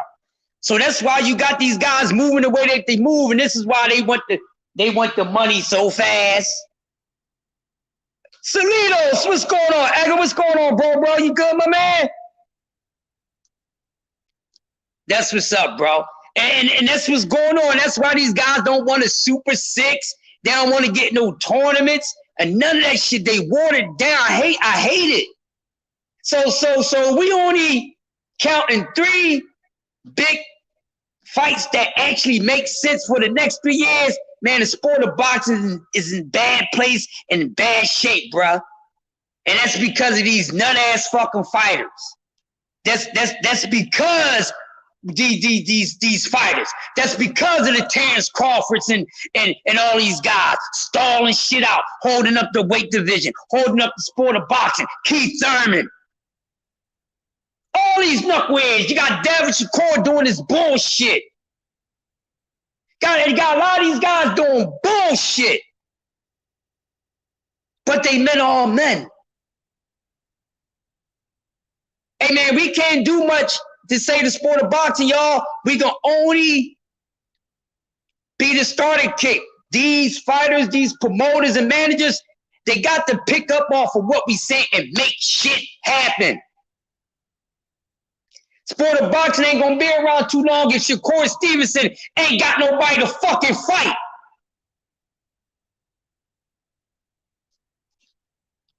Everybody's scared of Deontay Wilder. We ain't gonna be able to see the Browns bomber do it one more time. He wanted one more shot. Motherfuckers don't want to fight him.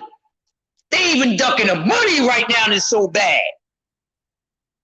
That's how soft these motherfuckers are, dog. They soft. Oh my God, they soft, man. They soft. That's how soft the sport of boxing is right now. It's so watered down that motherfuckers is even turning down money. And I thought money was the rule. I thought money was the motivator. Cash rules everything around me. Cream get the money. Dollar bill, y'all. But shit, the money is starting to be like the fucking bill sometimes. It don't fucking matter. See, the money only matters. See, the money matters when it's the money matters depending on the risk that you take it. And because most of these guys come in the sport of boxing today, not want to take any fucking risk, it's horrible. But they say they following Floyd Mayweather. No, the fuck you not following Floyd Mayweather. And then if you are going to follow Floyd Mayweather, then I can tell you being selective, you need to follow him from the rip. Because the man was out there giving out, taking on all fucking smoke as Pretty Boy. He did what he needed to do to get there. You motherfuckers want to get there and don't want to do shit. But talk a whole lot of trash. And then your fanboys, your super fans, they doing the same shit, lying for you, capping for you. They probably do your jail time for you. If you commit a crime, they'll probably do it for you. The way they be protecting these damn fighters, no, I'll do his time for you, protecting them. Because they can't do nothing wrong. They all doing something wrong if they ain't doing the right thing. And I ain't even talking about any personal damn life. Well, I'm going to tell you something. They all doing something wrong, most of them.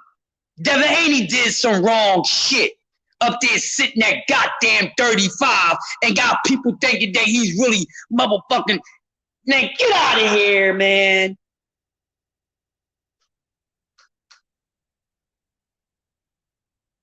When the reality is, people, when the reality is this, he fooled us a little bit. Y'all damn fooled us, man, because he knew that a lot of us would be down for the cause, raise the fist, put the fist in the air. He knew that a lot of us would catch on to be right behind that. Fist up. He's going against the system. Really? Was he going against the system? Was he really going against the system, people? Or he was just doing something that he planned to do? Huh? Because I don't see that same urgency anywhere else, is what I'm saying. I don't see it. But we like, oh yeah, he's doing something that nobody would do. And like I said, I ain't giving up my A side to no fucking body. I gotta give all that up just to get that. Fuck them belts. I gotta give all this up for those belts. I keep on telling y'all, belts don't fucking matter. They shouldn't matter to you as a fan. That's what I mean. Belts should not matter to a fucking fan. Yeah, and that man the same age as me, bro. We probably a year senior, a year junior to one another. He might be a year older than me. I might be a year older than him, vice versa. But I've been peeping. I'm like, yeah, he talking that shit, but nigga, I'm from Philly. I go off for energy. Y'all keep this shit is for entertainment purposes only. Just because it's for entertainment purposes only, that don't mean that I look at it with a fool's fucking eye. Because I still got a mind. And it's entertainment that had you tricked up at the end of the day. Because it is televised. Right? It's trying to tell you what the vision and not what you visioning. Huh? It's trying to tell you what the vision. It's trying to control what you seeing. Exactly. What they talking about? They're killing me, Omega. They're killing me, bro. Feel like the song. Killing me softly. God damn it.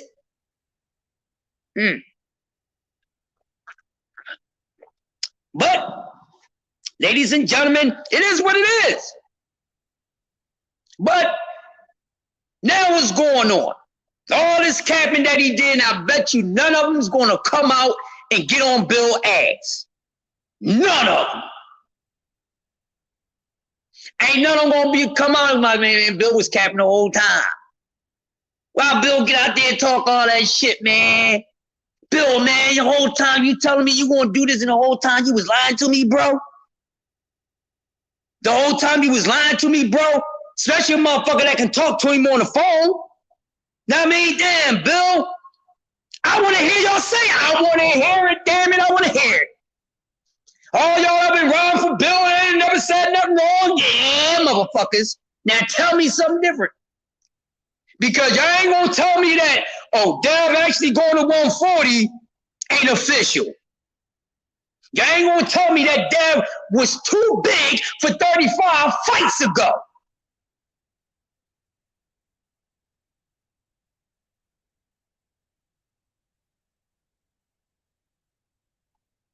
Y'all ain't gonna tell me that the reason why I feel as though that they stayed there to get undisputed at 35 because it's easier. It would be easier to get it when he go to 140. I'm gonna say that again. Ain't nobody gonna change my mind that the reason why they stayed down at 35 long enough for this man to become undisputed.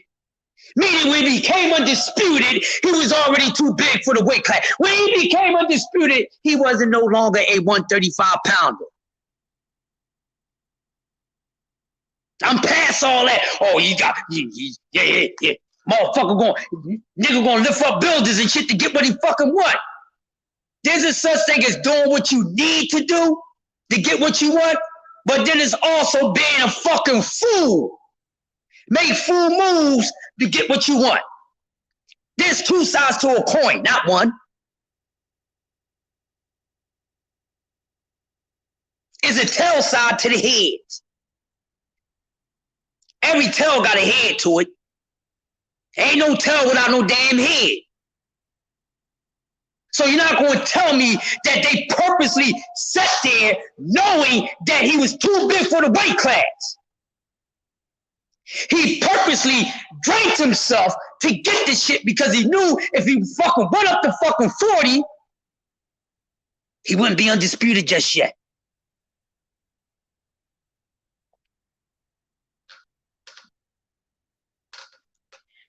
This is how I feel.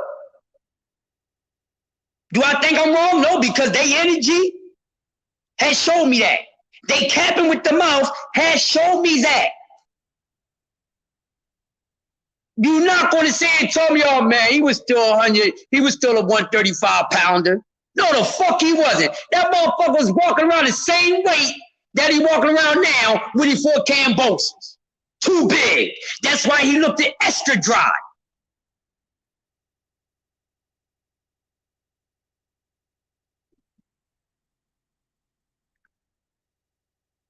But y'all telling me his body looked different in the fight against Lomachenko than it did in the Kambosos fight? The motherfucker should have left 35 at the Linares.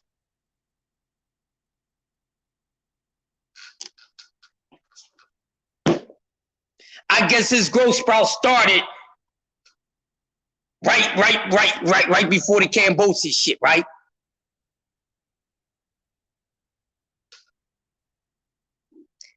Because they be capping, bro. Because they sit up here and they make it seem like this dude is perfect. He ain't perfect. Give a fuck how much you like. I don't care how much you feel of somebody's ghost. They're not perfect. I fucks with Young Boy. I fucks with Young Boy heavy. He's one of my favorite fighters. I got 10 fighters that I really fuck with like that. He's one of them. But shit, I don't take it easy. I don't cap for my children, nor do I take it light on my children. So the fuck you think I'm gonna do that for them?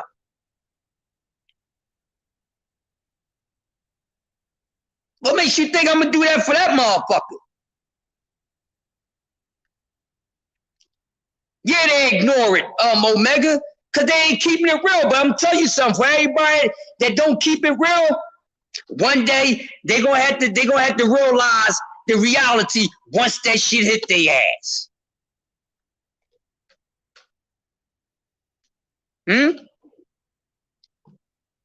That man been big for 135. We sitting up there, oh man, he wanted so bad.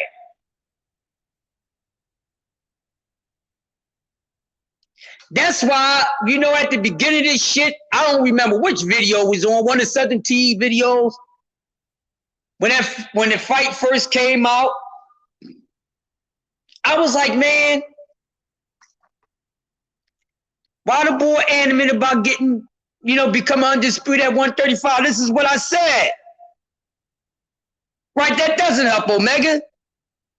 I was like, yo, man, why this boy, you know what I mean, worrying about, you know, becoming undisputed at 135, right? When this is when motherfuckers was clearly ducking him. Listen, I'm not sitting nowhere. If a motherfucker is scared to see me, while I'm sitting there waiting, what I already know what's going to fucking happen. While I'm going to sit there, what I already know what's going to fucking happen.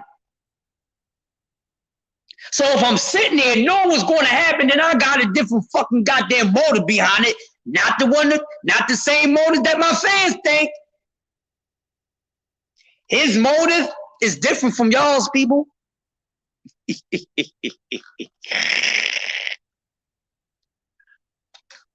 His motive is different from theirs.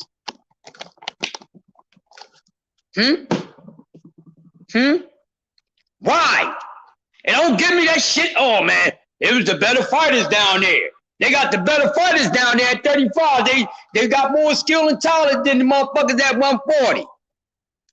No, he set his ass there because he knew getting undisputed at 35 would be easier than getting it at 40. That's why I've been saying, and I know y'all heard me say this, I said, fuck this shit. This when Dub was doing his late night joint. And they kept on saying, nah, man, we need to fight right now, not now. Right? And I said, yo, dig this shit here. I said, this man has some of the best options because he's in position to become two-time undisputed in men boxing. Because he was here and everything. Mel got stalled. Mel spiked the shit, but Mel got stalled because they started doing other shit. And Mel still stayed at 54. Mel didn't move up to 60. You know what I mean? Bam. Who else? They only active fucking undisputed motherfuckers right now. Anybody else was undisputed in the previous weight class. Aren't they the only two undisputed motherfucking boxers right now in boxing? Is Mel and fucking goddamn and Dev, if I can remember. But yeah, let's like, come on, right? This is the same shit. Listen, if we can get on Terrence Crawford,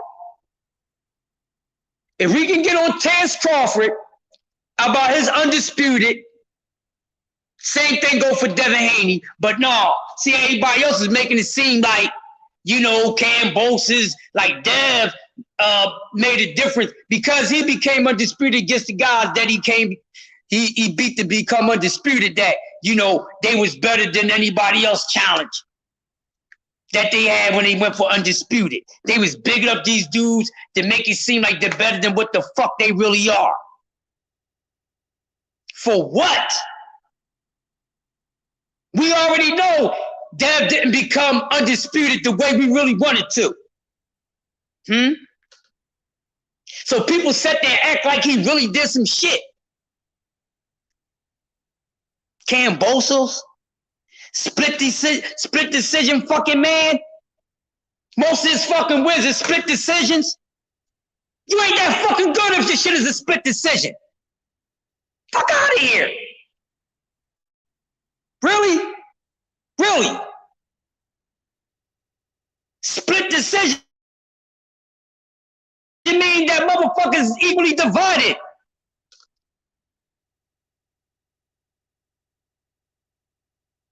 That means they are equally divided.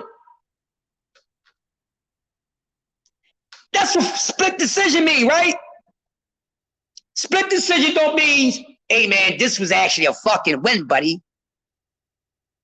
Split decision don't sound like a confidence win.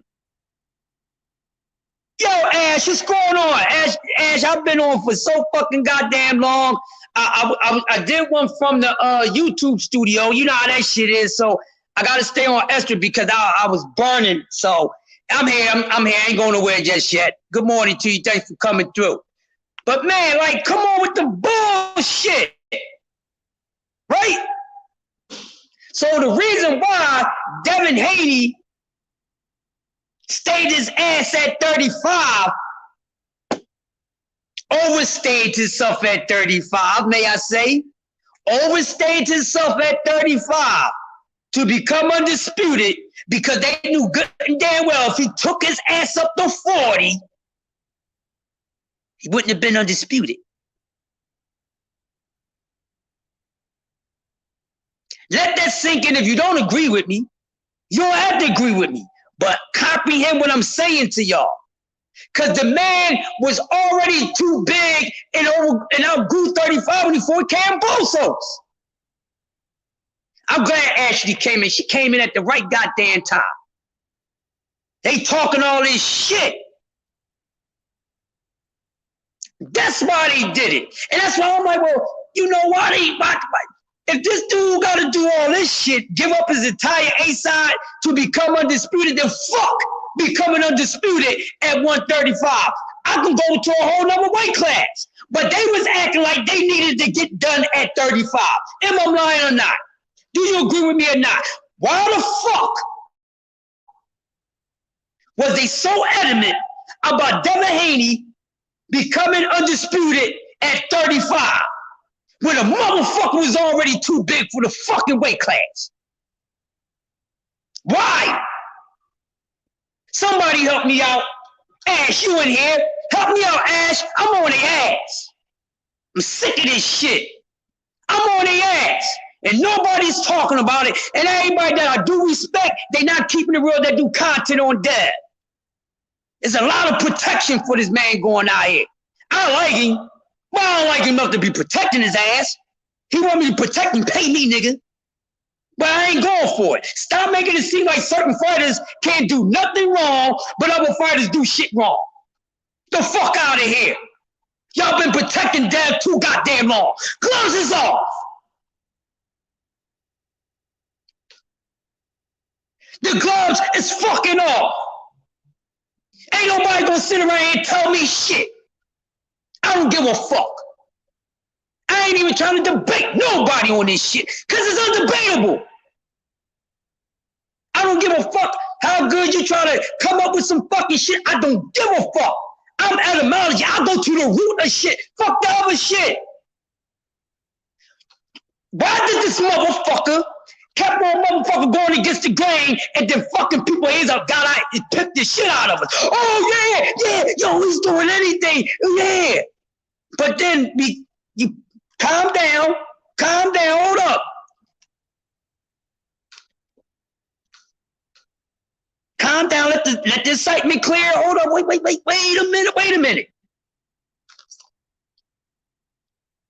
Hold on, I like Bull. I like him.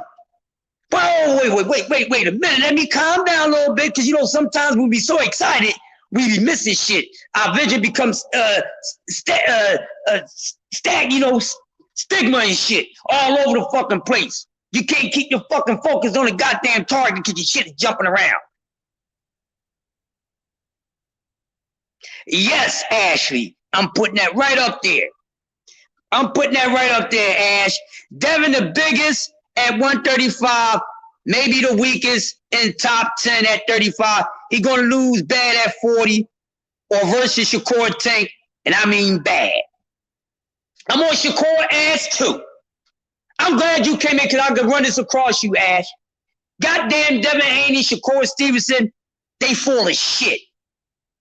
Together, they're full of shit. Cause Ash, I'm gonna ask you this question now. Now we on Devin Haney, fucking weight bully. Fuck out of here. Ash should have get the fuck on out of here, being a weight bully. Right? Now we already know that him and fucking Shakur, their growth spurts was coming on. Actually, Shakur start picking up weight faster than fucking goddamn Dev, right? So, Ash, Shakur need to get to moving because he don't have no fights at 35. So why the fuck is he still trying to stay there? That motherfucker ain't gonna be able to come undisputed at 135. You know why? Because he's gonna be too fucking big. And then who the fuck is he gonna fight at 35 to become undisputed? Because honestly, it ain't really nobody for him at 35 to fight. Outside of everybody that ducked him, like logical match. Out of Tank, Dev, and Ghost Martin, who the fuck else we want to see him fight? Anybody under Ghost Martin? Yeah. So you know what I mean? So now, out of fucking goddamn Ghost Martin, out of Ghost Martin, Dev, and fucking Tank, who else is it for this motherfucker to fight at 135? No fucking body. Because everybody else under Ghost Martin is with top rank and they're a little too inexperienced. At least anybody that's good. If they good, they too inexperienced. Other than that, who else he gonna fucking fight? Maybe Kambosos? But Kambosos saying Tank. So this is my whole thing here. But him and Dev sitting here acting like, man, them two don't want to fight each other, Ashley. They don't want to fight each other, and their plan is to keep throwing shit out there to have us thinking that they gonna fight each other, right, Ash? And they're not. They buddies for real. They don't want to fight each other. Actually, I think it's an ego thing for Shakur, but to be real, if Shakur versus Dev went to purse bid, Shakur would get 30%, so he really was lowball, and the Haneys know that. Yeah, look, the new name for the Haneys is the Hollywood Haneys. Because Ashley, I'm going to ask you this question. After Dev became undisputed, the shit that the way he talked, he changed up the way he started talking, Ash. He started, whenever we heard Dev cuss, Dev wasn't cussing like that. So when he became undisputed, he told the fighter, man, get off my dick. Get off my dick. Fuck you, get off my dick. What? Exactly. He became Hollywood Ash. Ain't nobody saying shit. They became the Hollywood Haney's. And now I want to see if all the Devin Haney diehards is going to hold him and his father accountable for fucking lying to us.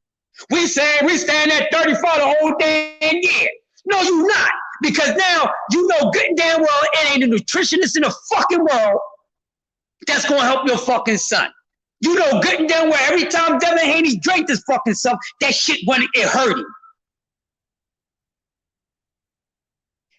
Yeah, he start cussing and telling motherfuckers to get off his dick, what this person do, what that person do. But ain't nobody talking about that shit. I am.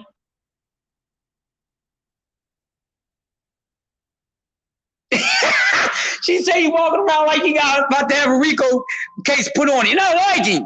But I'm going to keep it real. I ain't sugarcoating shit for none of these motherfuckers. No, I'm going to protect them. So this man been a white bully for about 2 years. But like I said, it was one reason why he wanted to stay there and get undisputed. Because he know if he would have moved up to 140, he's going to get hurt. Yeah. They the most capping. They got fucking T.O. and his father beat on the capping tip, and I don't even like T.O. I don't like T.O. at all. I don't even like the motherfucker as a person. I don't like him. He's the type of dude I'll probably smack the shit out of because he's a clown. But then they worse than fucking T.O. and T.O.C. All this capping shit. But all this time they telling us, oh man, Devin Haney, come on, man, Devin Haney did some bullshit. But then he turned around and say 75-25 to Shakur. But Ash, my question is, why the fuck he ain't had that same energy for Cambosis and fucking Lomachenko? Why the fuck he ain't tell him 75-25? Why did he take the reverse for Cambosis? Why did he take the fucking 25 and gave Cambosis the 75? I don't want to hear that bullshit. That's how much he wanted. The fuck out of here. I'm the A-side. I'm not giving my shit up to no B-side ass nigga. I'm not giving my B-side up to no nigga. I am A-side. You better be the best you can be, nigga, and try to beat me fair and square. If that wasn't his size, he wouldn't even got undisputed at 35. He's not as skilled as people tell you. I thought he was better than that until Ashley, I love you, Ash. Yeah, I'm gonna make sure I catch your ass this Saturday. I've been busy my last couple Saturdays. I've been doing some DJ gigs and shit. I'm catching your ass this Saturday, Ash. Oh yeah, then it's fight weekend. The fight's coming on, Boost fight this weekend. But yeah, oh, I like that, Ash. I like that right there. And you know what, Ash, since you said that, you know a lot of people got in their feelings after that Lomachenko fight, right? Everybody was running around, and you know, when people were saying that they thought that Loma beat down motherfuckers going on, what? What do you mean? Get the fuck out of here, man. What the fuck you mean? No, it was a one-sided fight. Like I'm sitting there like, yo, I'm like, hold on. I sat here and watched the fight. I don't think he gave him one-sided ass whipping. No, fuck out of here, motherfucking. Loma was getting his shit off.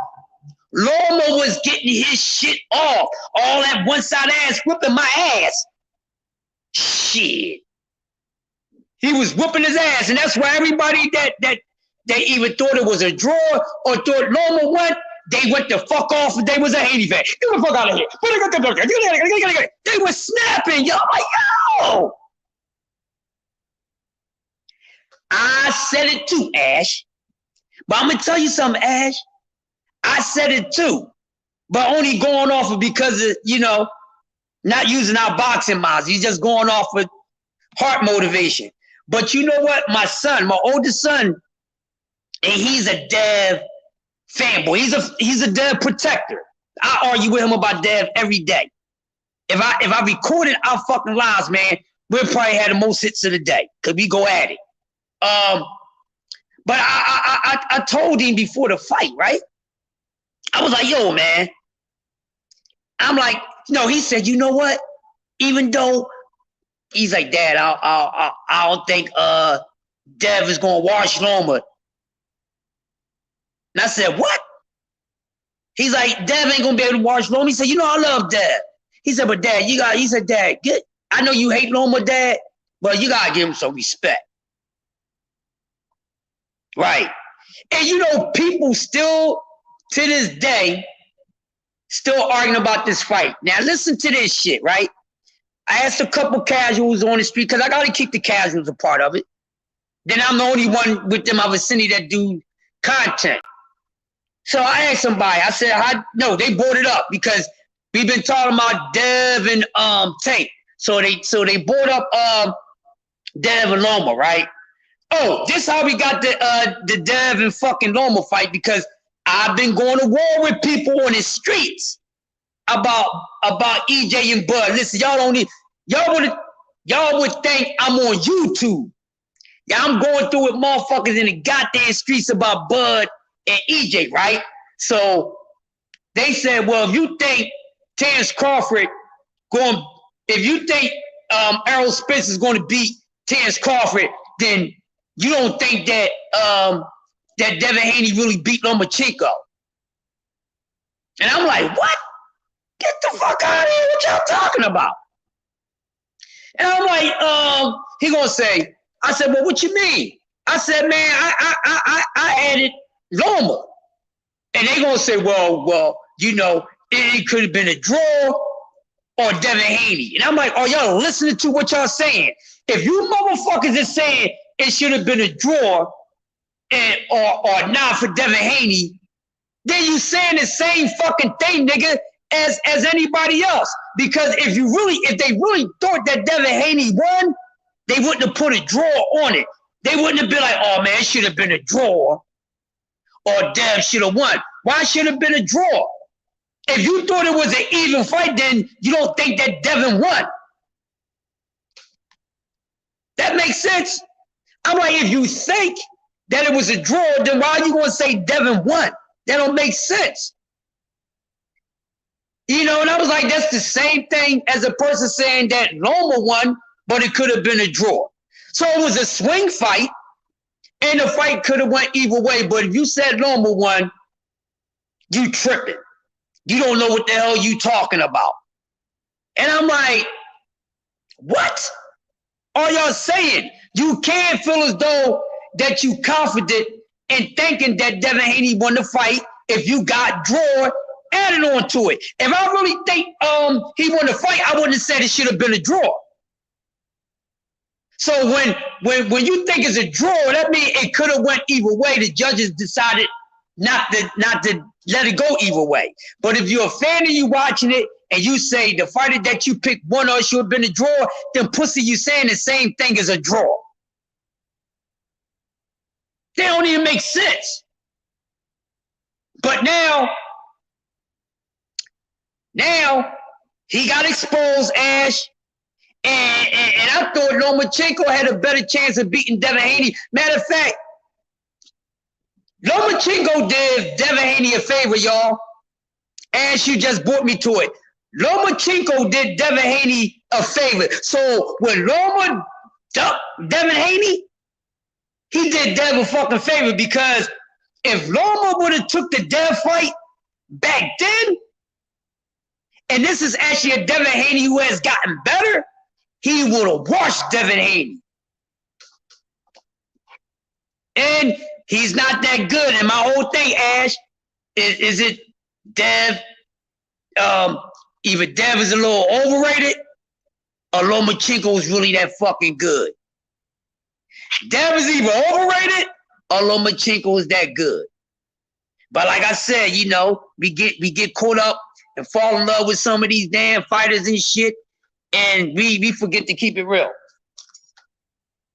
We forget to keep it real. You know what I mean? So now we seen that. And I'm like, hold up. They talking about punching power. His power's gonna move up. Or as he get older. Let me tell you something. Y'all sound stupid when y'all say that. as he growing to his man strength, his power be there. Power is power. You got to be born with power. In order for you to generate power, you got to be born with it. Yeah, Ash. I'm on Shakur ass. I mean, he got to tighten the fuck up. He gonna make me go over fucking Jersey and snatch his little ass up. No, it's not going to get any better because he don't have power. He's a pure boxer. He's not a puncher. And I'm like, okay, y'all talking about he moving up. The dude did excellent body work against Kambosos, couldn't drop him or even stop him. Stop it. I'm going to say that shit again. The man did great body work against Lomachenko. Couldn't drop him nor stop him. Stop it. You feel me, y'all? Stop trying to get his kid something that he don't have. And that's the fucking reason why they kept his ass down at 35. That's why they kept the little bully boy at 35. No, he shouldn't even been fighting for undisputed at 35. He shouldn't even been fighting for undisputed at 35. It shouldn't matter which weight class you become undisputed in first, motherfucker. As long as you become undisputed. As long as you become undisputed, it don't matter which fucking weight class you become undisputed in. Huh? Where they get that shit from? So I'm like, all right, go up to 40. But because of what I just said and what Ash has said in the chat, that's the fucking reason why he stayed there so he can bully into being motherfucking undisputed instead of going up to fucking 40 and really putting his motherfucking feet in the goddamn dirt, getting in the trenches and going to get it. Why? Because he don't have punching power. But then again, oh, wait a minute. You don't need punching power. I thought he was skillful. I thought he was a guy that gets hit less than a lot of people. He has one of the best percentage rates of opponents landing punches on him. So if he's skillful, defensive like that, great footwork and all that, then there's no need to stall out. He don't need power. He don't need puppy power if his slip game is like that. Huh?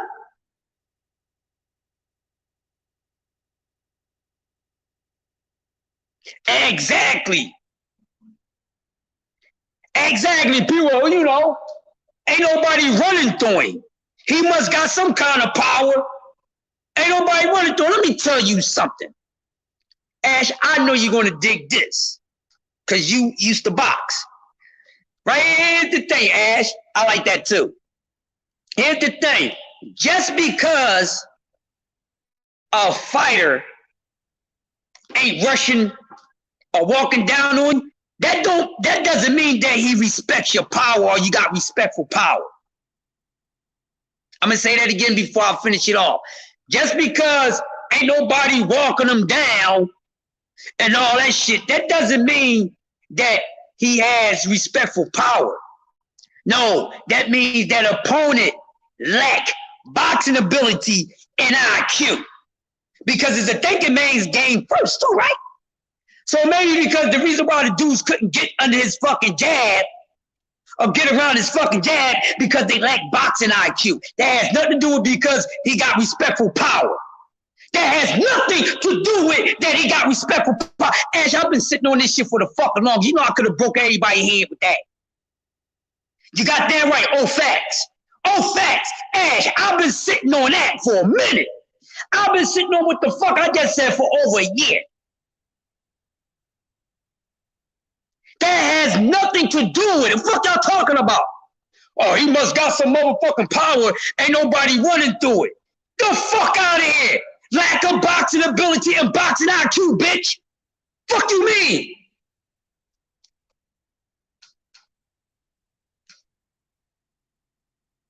That's why they wasn't able to motherfucking get there. Not because he motherfucking put niggas on the ass. Stop giving more power to Devin than what the fuck he had. Y'all gonna learn this power shit with Terrence Crawford. Y'all gonna find out July the 29th that this dude ain't no fucking power puncher like y'all think he is. Y'all sitting up here trying to fucking put him in there with Tank Davis and Deontay Wilder. He ain't no fucking equalizer. He ain't no one-hitter quitter. Never been a one-hitter quitter. Now that 35, now that 40, and damn sure ain't 47. This is boxing. You stupid motherfuckers. Thinking man's game first, baby. What are y'all talking about? Damn, the power ain't fucking like that. And I tell you what, since they want to say that nobody's walking through his motherfucking power, guess what? Lomachenko disrespected the shit out of Devin Haney's power. Because did Lomachenko back the fuck up? Lomachenko was on Devin Haney's ass the whole fucking time. Getting the shots off in his face, and oh my God, let me go back to the body work because I didn't finish that. Let me go back to the body work. I didn't finish that. With all the great body work, he was not able to drop or stop Lomachenko. Wasn't Lomachenko still going in there? Was he still getting up and take fucking check? And dab checks? Huh? So I guess y'all telling me that motherfucking Lomachenko fucking goddamn ribs, his stomach, and his chin is better than everybody else that Devin Haney for. Get the fuck on out of here. Get the fuck on out of here. Hey, man, they need to stop this shit, Ashley. I'll be nice, yo. Oh, man, if I had to drive, if I really wanted to be a fucking YouTube success like that, if I gave a fuck about my subscribers, I will go in every day, all day, just as well as everybody else, but I don't give a fuck. This is my third channel. They hate on me too much, so I ain't trying. My subs are for the motherfuckers that like me. I don't give a fuck if I get another sub in my life.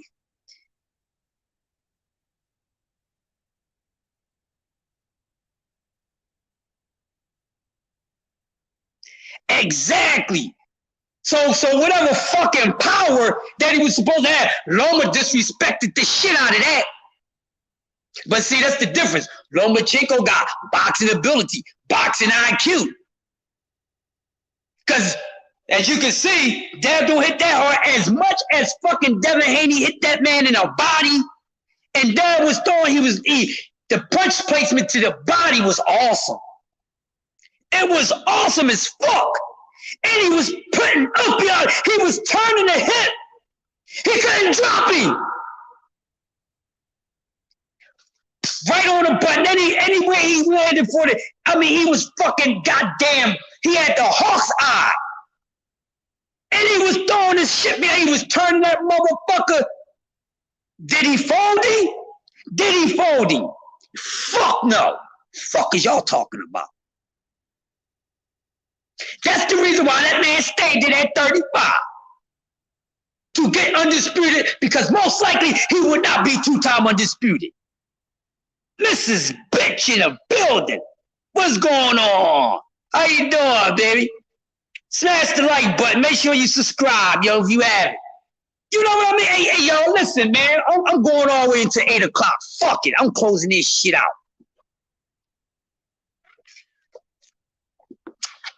Man, the air conditioner on in this motherfucker. I'm starting to sweat, goddammit. About to let my hair down. But come on with the nonsense. What are we talking about? And I know they see the same thing that we all see, but their dialogue is different. That's why I said most likely your favorite fighter is going to lose. Now, a lot of people saying, oh, I don't give a fuck if my favorite fighter lose. No, they're going to be upset. The way they riding for their favorite fighter, they are going to be upset. Not because they lost, but how they lose. See all that shit? All that shit. I'm an energy person. I'm an energy person for real. All that different moving around and shit. And all that. That shit about to catch up with him. Because now, Mr. Hollywood Bill, all that shit you be talking. My son will knock you the fuck out. Your son ain't knocking shit the fuck out.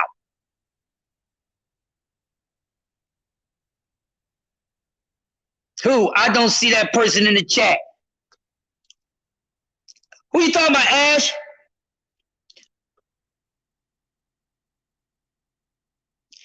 Derek James, you DS, when you saying that right there, it's like you saying battle of the trainers.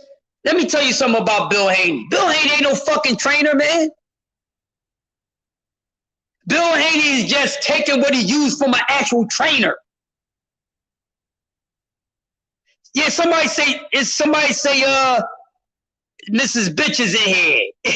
I wasn't calling you a bitch.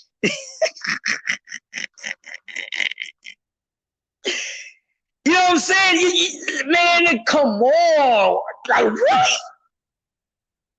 Really? Like, come on, man. I mean, we got to stop this nonsense.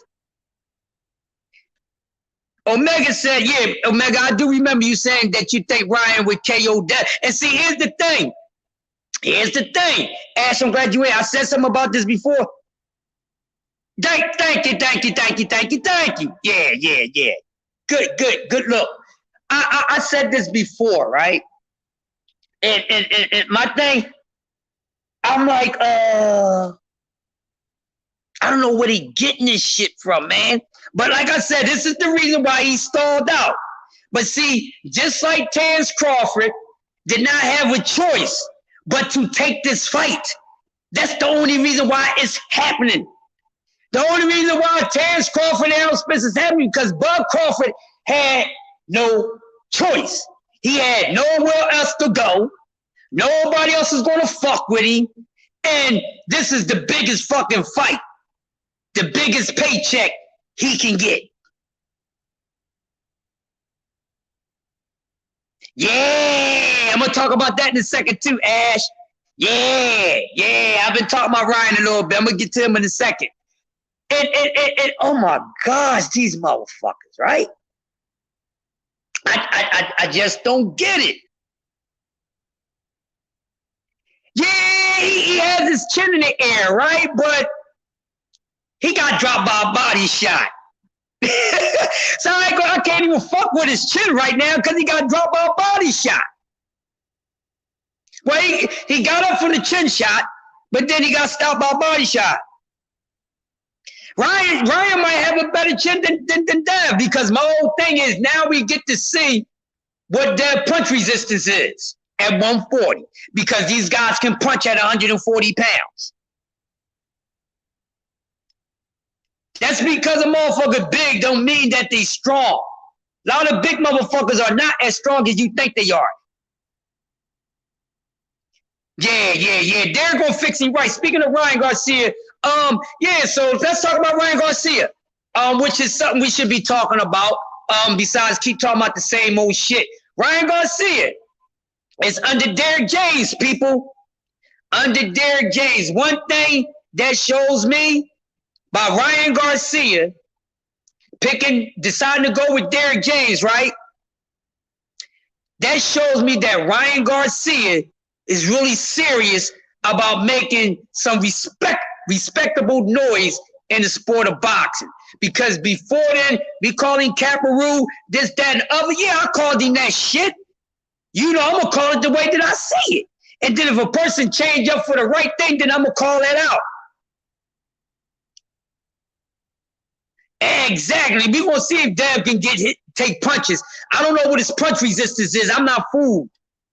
I'm not fooled by that. So Ryan Garcia, by him taking on taking Derrick James, he's serious.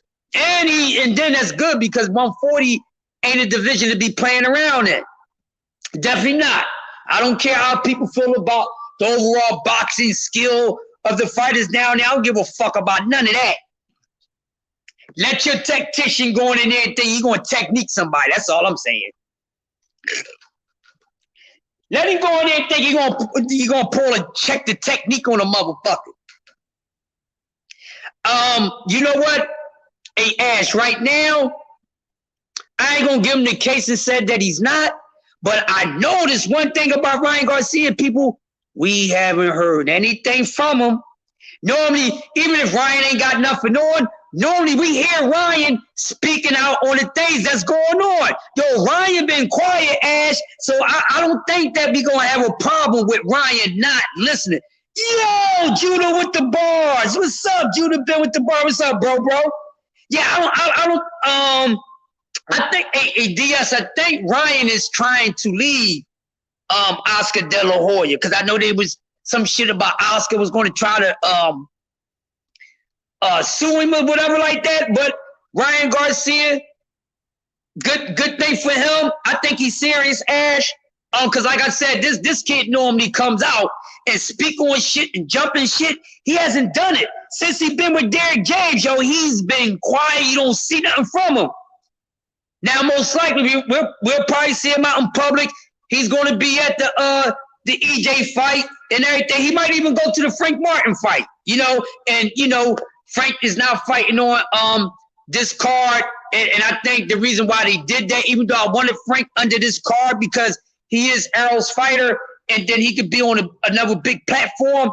But I think Derrick James just wanted to focus on Errol right now, so that's a good thing too. And also that gives you know, Ghost to, you know, pick up some more fans outside of being under EJ's banner or whatever. But yeah, Ryan Garcia, I want to see. Like I say, he's been quiet, so I can't say he's been lackadaisical or not. But we know before we used to see him out there. He ain't doing what happened to the Instagram videos, y'all. You know, he used to always be on Instagram showing off for his little PYTs. Ryan Garcia has not done none of that. None of that. He has not done none of that. And I'm like, all right. Well, what I'm gonna say about this, the young boy ain't fucking around. Mm-hmm. Yeah, so Ryan been on some other shit. Then I'm like, oh man, I mean, you can't go wrong with Derrick James. And I think Ryan is listening, because if Ryan wasn't listening, Derrick James wouldn't be dealing with his ass right now, because you know Derrick James is a no-nonsense trainer.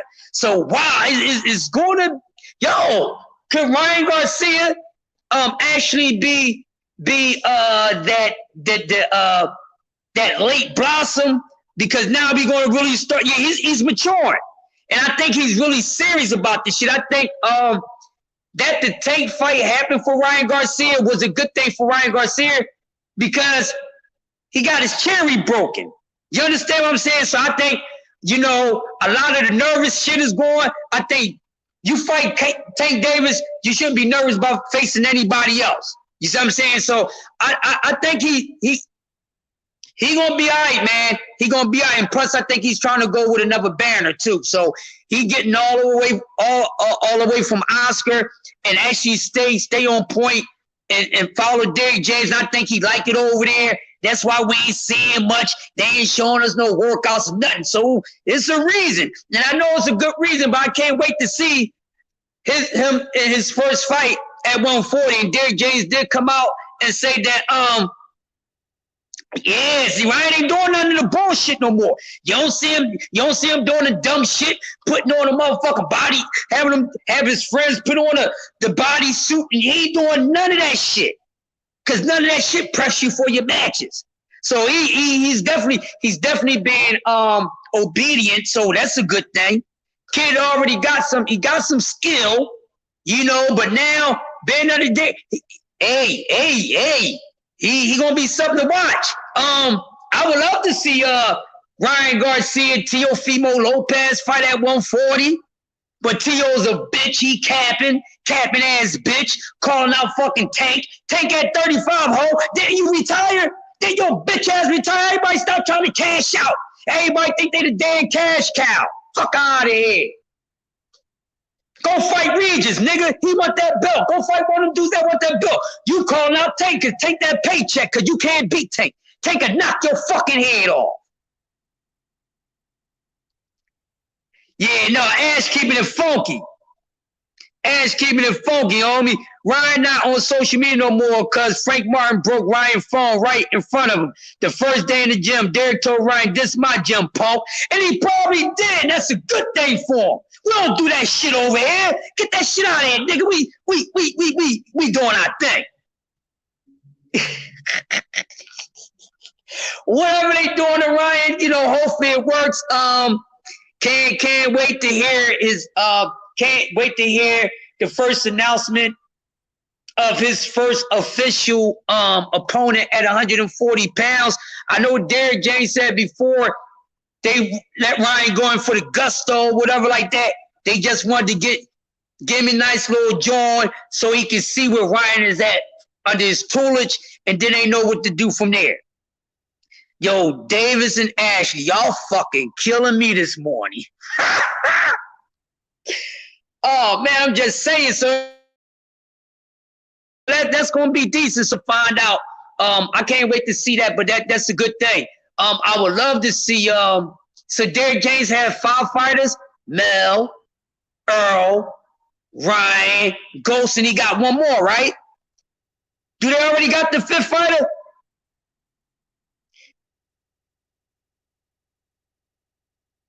Yeah, he got 1 hell of a stable, man. And I'm gonna tell you something. When it comes to trainers, it ain't too many trainers that's gonna best Derrick James. It ain't too many trainers in the game right now that's gonna outthink Derrick James, man. Frank and AJ. Oh yeah, AJ, that's right. He got 5. Yes, call him Apple Juice, yo. Yo, I forgot fucking ass water was over there.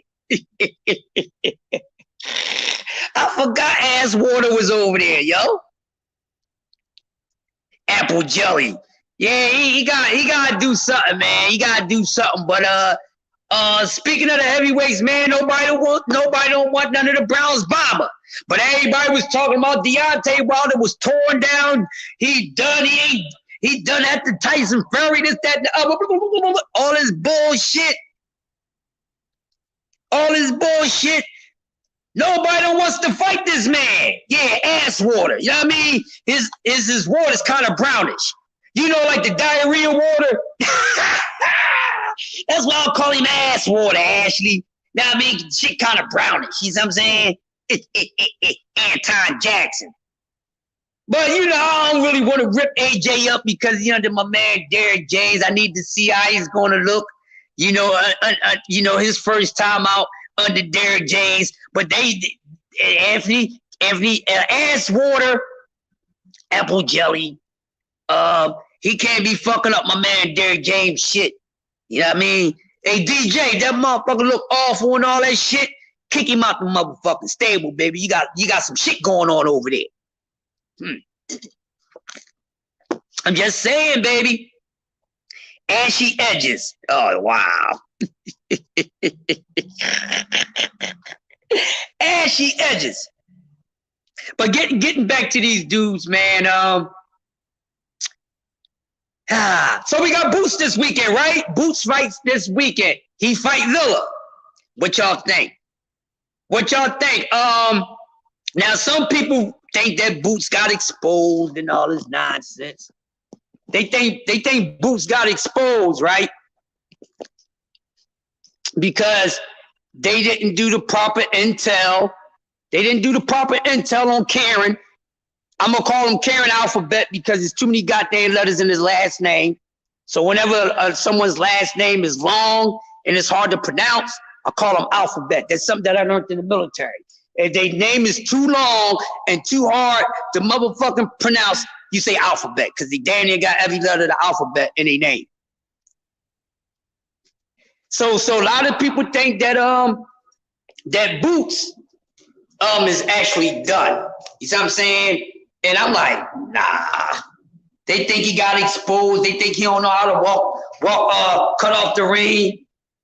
And yeah, that shit is quadruple, armadillo, give me a pillow, I lost my widow. You know what I mean? Like, what the fuck? I don't know.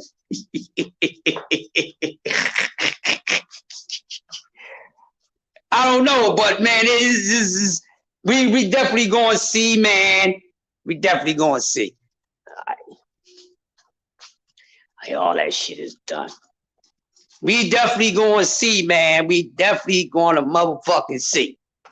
But we got to see what's next. And listen, I want to go back to 135 for a second because, like I said, it wasn't that bad. You could tell they didn't they didn't do no intel on him, man. They didn't do no intel on Karen. That's all it was.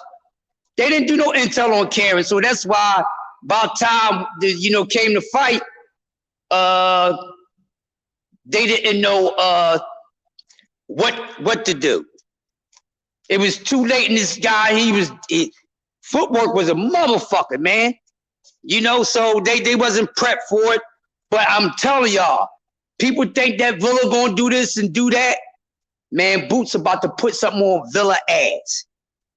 All right, I need y'all just to hold on for 1 second. I gotta handle something. Hold on, cause these people. Hold on, I gotta talk to the architect real quick. Just hold on, y'all. I'll be right back. Hold on. Don't go nowhere. I gotta talk to the damn architect.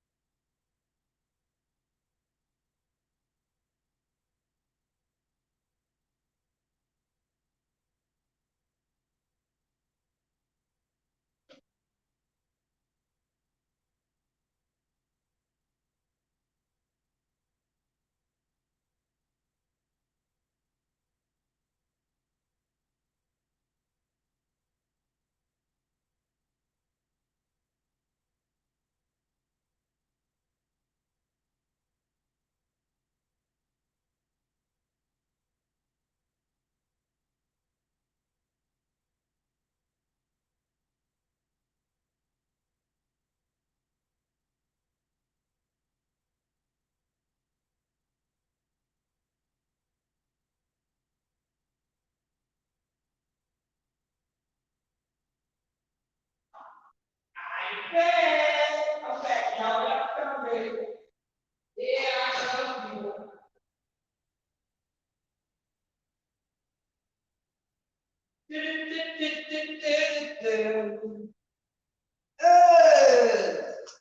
I'm back, y'all. Hope y'all ain't go nowhere. I have to go on the other side. Talk to this architect real quick. I'm back. All right, cool. I'm glad y'all waited. Then Ponytail, Keith Thurman. Oh, let me see what y'all said. I'm back. Villa next. Yeah. Villa looks solid. Then Ponytail, Keefy Poo. You know what? The only way I think Keefy Poo is going to fight anybody if the check is right for Keefy Poo. Last time I seen something on Keith Thurman, he was in the line of that talk about it depends on the money. You know, Keefy Poo want that money. Keefy Poo erased himself from Legacy. You know, he should have been, you know, in the mix for, you know, undisputed welterweight. But Keefy Poo, he did that to his career. Unfortunately, by holding up the division, and it cost him. You see what I'm saying? He's not a bum guy or anything like that. It's just the fact that he took advantage of those layoffs. You know, the times that he was injured, he took advantage of it. So he actually, you know, pushed himself out the way. You know, not anyone else. But he says he still want to stay there. But like he said, it depends on the opponent. Then he's still talking about maybe going up to 54. He don't have a choice. Yeah, but Rashidi lost that fight. Rashidi gave that fight away. Matter of fact, he's been quiet lately. What's up with Speedy Rashidi? He's he's been quiet lately. Haven't heard much about Speedy Rashidi Ellis. We was thinking that he was going to be back in the mix soon. Don't know what's going on with him, but good thing is that now we get to see these weight classes. 135 is back at a restart. I don't even know when we're going to get a new undisputed at 135, but most likely that's going to have to be between, the guys that's left there after Shakur get his little fat ass up out of fucking 135. He don't need to stay there, but he need to move up. That's his goddamn problem. He stayed at every goddamn weight class that he was in previous to 135 too goddamn long and ain't do shit. Be honest. Ain't do shit. It ain't did a damn thing, and that's all on Shakur Stevenson. I blame him. Jerron Boots Ennis has a 74-inch reach. Man, Rashidi could have been had the boot shit. And he said no.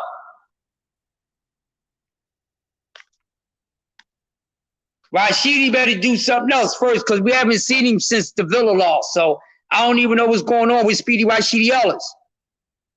But there's a few guys that have been under the radar, few guys that have been quiet. So we don't know, and that's why I'm gonna have to do a video on what's next or where are they now, because some guys just got quiet just like that. And I know it just don't have anything. I know it's just not about the big fights that's coming up, but these guys are not being heard of. You know what I'm saying? They not saying anything. They folks not saying anything. Nobody is saying anything about them. So we got to see.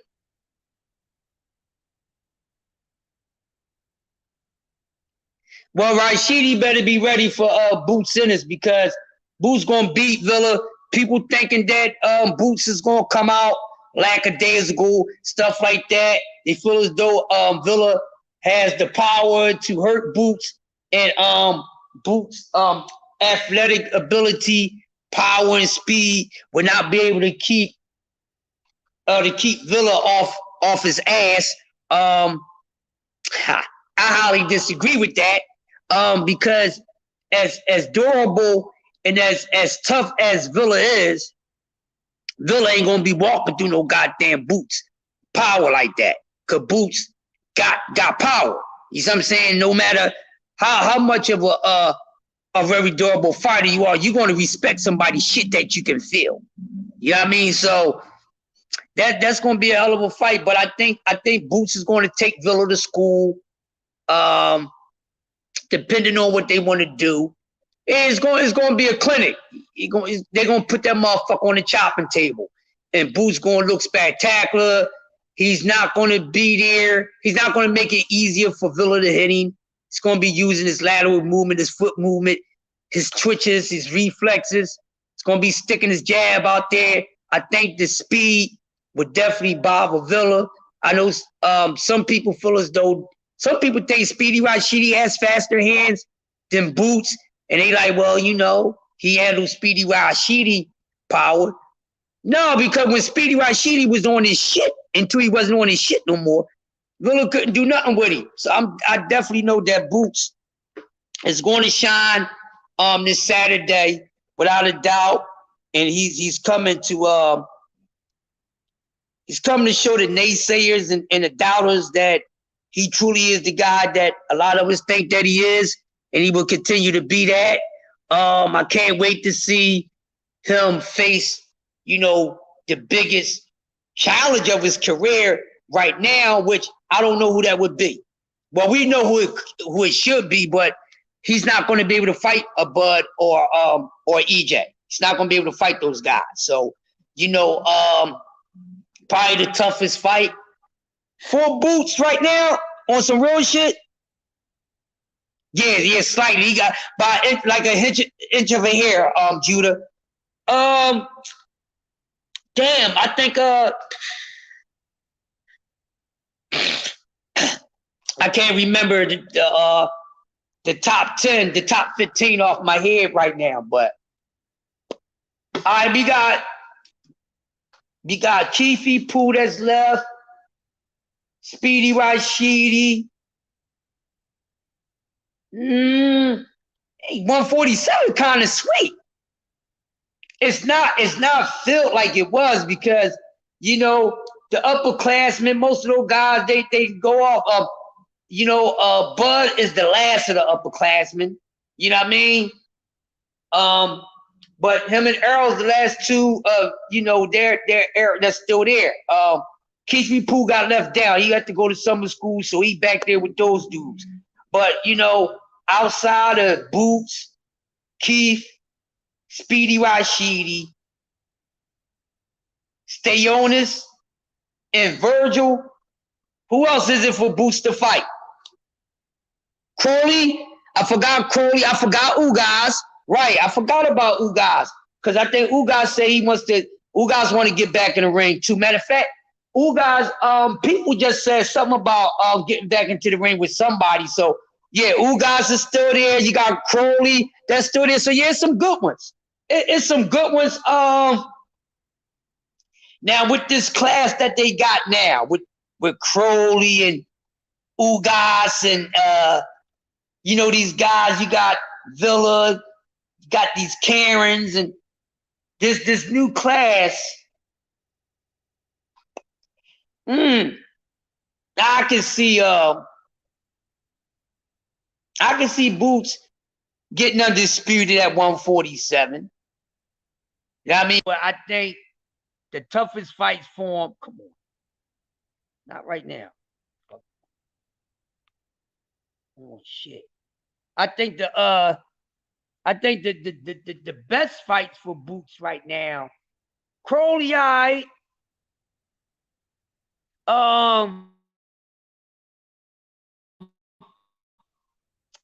three.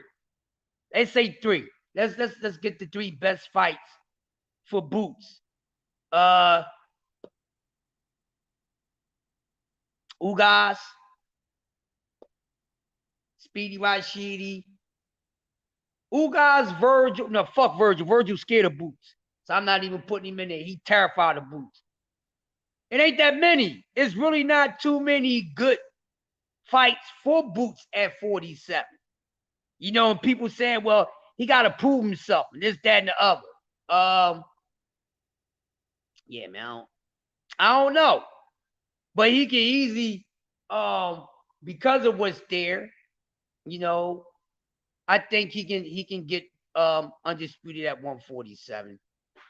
But I don't see Boots staying at 147 for a long period of time. We already in 2023, and we midway through the year.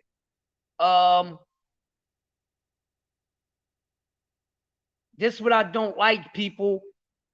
This is what I don't like. I don't want anybody in the weight class they definitely already grew out of. I don't like that shit. And I don't want them to even get, start the habit of having to, share, keep on draining themselves and things like that. I don't like that. So it's like, I don't know. Then Boots, you know what the thing is, y'all?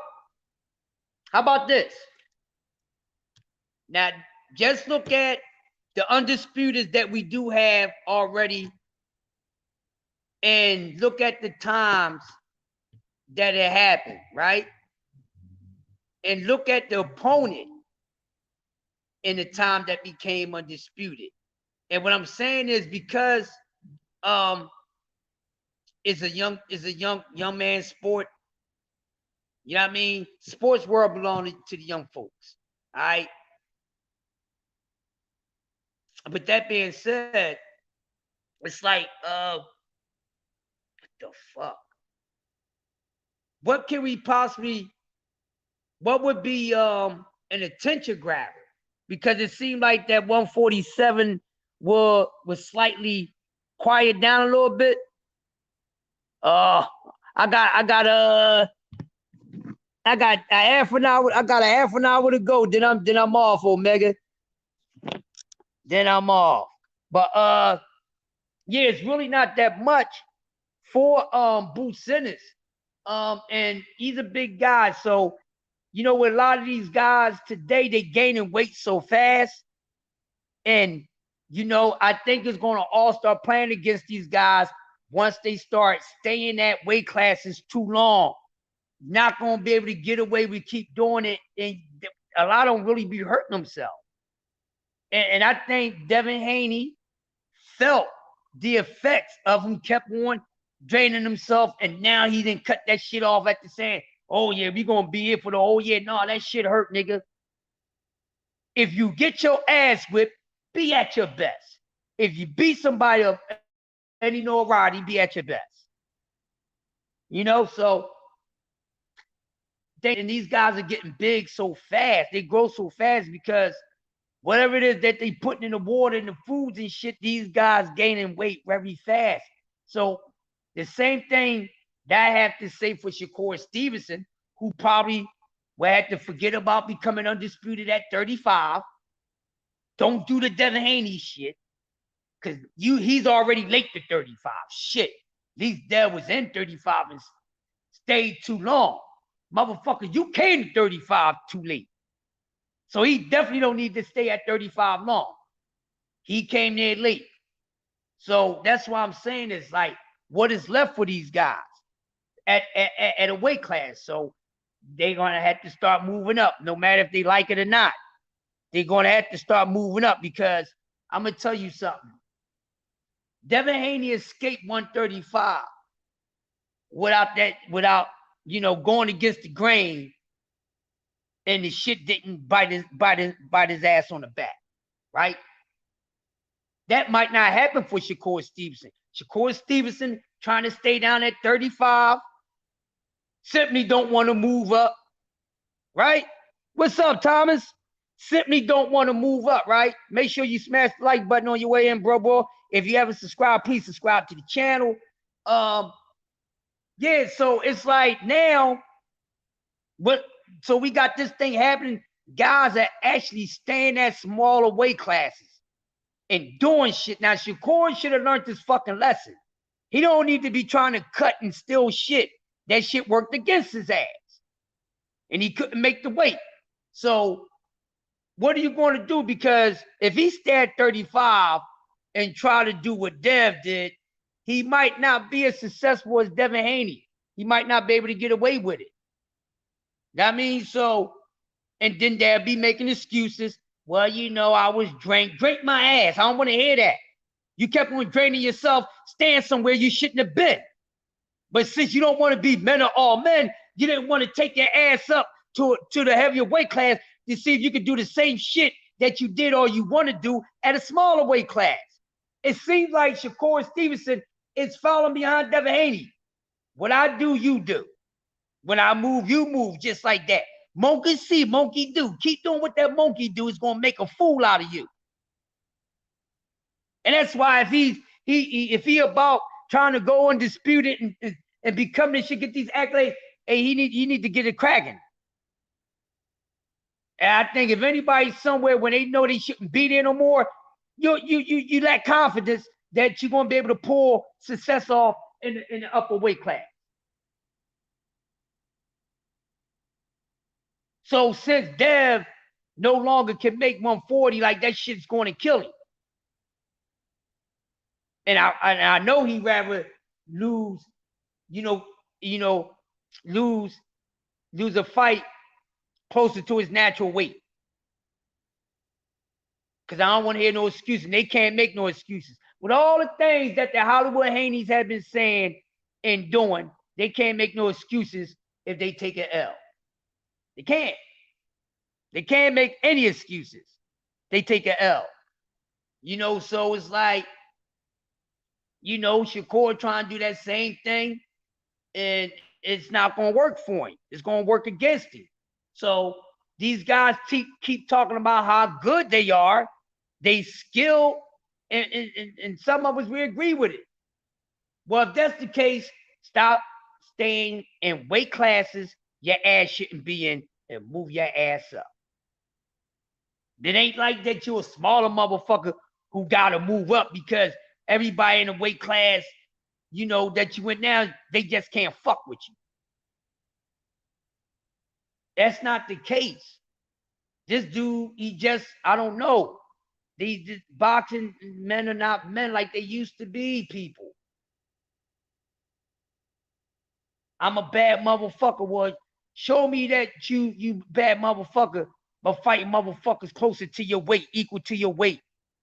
Dev sent that punk contract to Shakur, knowing damn well he ain't never fighting at 35, getting straight cloud chasing. Yeah, Thomas, I got on all that. I talked about the Hollywood Haney's earlier. I went in on the ass. You know, anything that you missed, you go check the playback. But if you want me to give you some of that shit, yeah, bro, I give you some of that. It's only gonna take a minute. They capping, bro. And this is my thing about that contract, right? Not only that this motherfucker, they was capping the whole time. Cause they know they knew if they would have did that shit and try to stay at 40 again, especially who they was trying to fight, they wasn't really trying to sit there and really agree to a fucking Tank fight at 35. Get the fuck out of here. When you know that, you know what I mean?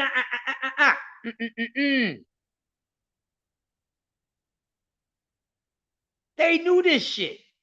Ain't fooling nobody over here. They knew it. Look, the kid is in danger. He's going to have to back up everything that his daddy said out his goddamn mouth. He's going to have to back up everything that he said. Now, we got to see how really good he is. Because just like Ashley said, man, you know, that Lomachenko fight showed a whole lot. So depending on who Devin faces next, who's going to be his first opponent at 140, we're going to find out. But they've been close chasing, man. That boy should have been at 140. He shouldn't even became undisputed at 35 because he was already clearly too big for the fucking weight class. And then they trying to make it seem like the weight became an issue after the first Campbell fight. No. I've been around, Pop. You know, hey, Pop, you know me, Pop. You know, I'm an OG, man. I move here and there. I don't fuck with everybody. So if it ain't nobody that I'll fuck with, if they ain't got nothing going on, I don't be nowhere, bro. I ain't been getting your notifications. What's up with that? And I know I got it turned on. I'm gonna have to come through and chop it with you, bro. But I'm glad you here, man. You know, I'm talking about a little bit of everything. And your boy's in trouble, my man. Your boy's in trouble.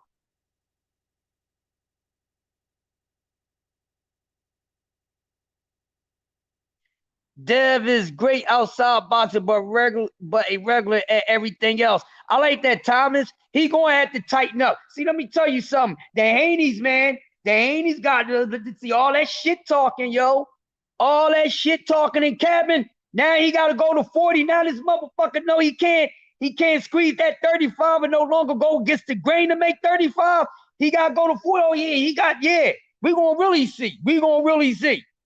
Because there's a few of us that, and I've been saying, this motherfucker's going to lose.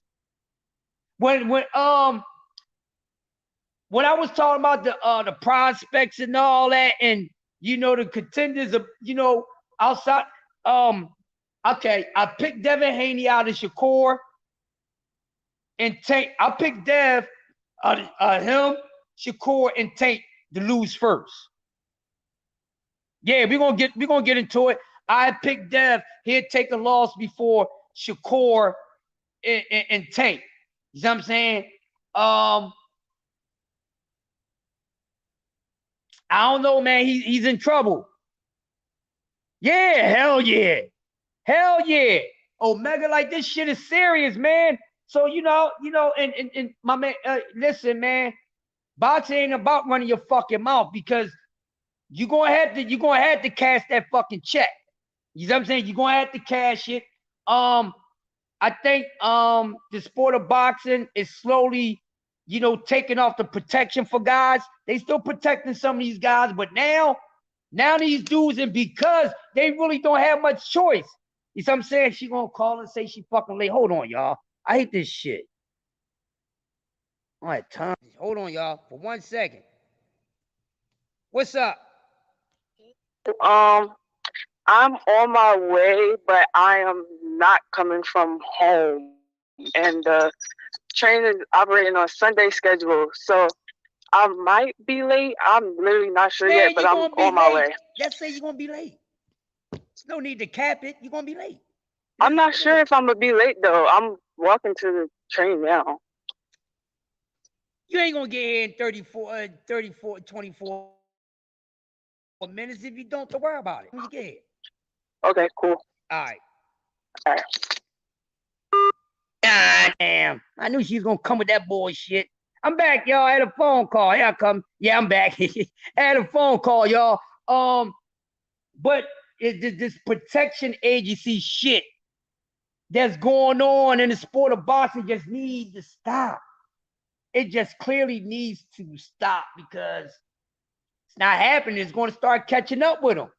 I mean, because the sport of boxing, you know, they really don't want to lose money, even though they be messing up money with some of these horrible matchmaking and everything. But, you know, everybody been asking the boxing guys to show them the path.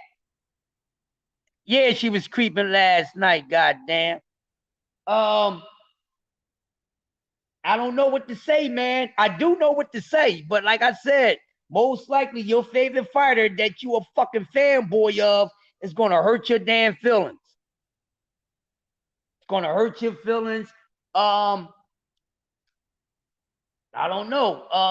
And like Ashley said, Ashley feel as though that Devin Haney has reached his ceiling limit as far as his skill set and everything. She don't think he can get any better. And I agree with her. He ain't going to be able to get any better. And like I said, his father ain't a legitimate trainer.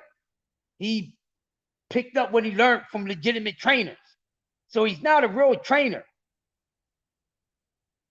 When that man got to go up against a trainer, listen, y'all motherfucker got to be tripped. Y'all out of y'all fucking mind. If you think, no, fuck that, because we know boxing got something to do with the corners too. Y'all out of y'all fucking mind if you think motherfucking goddamn Bill Haney was going to out motherfucking coach Calvin Ford. Are you serious? Yeah, Pop. He did. See, and here's the thing, Pop. I call Haney's the Hollywood Haney's, bro, because ever since that young boy became undisputed and he was fucking around with India Love for that little time and shit became undisputed, he got real Hollywoodish. They start capping, Bill saying all this shit. Now you got to back that shit up, Billy boy. You got to back that shit up, and you got a nerve to talk about your son gonna knock somebody out when your son ain't got no damn punching power.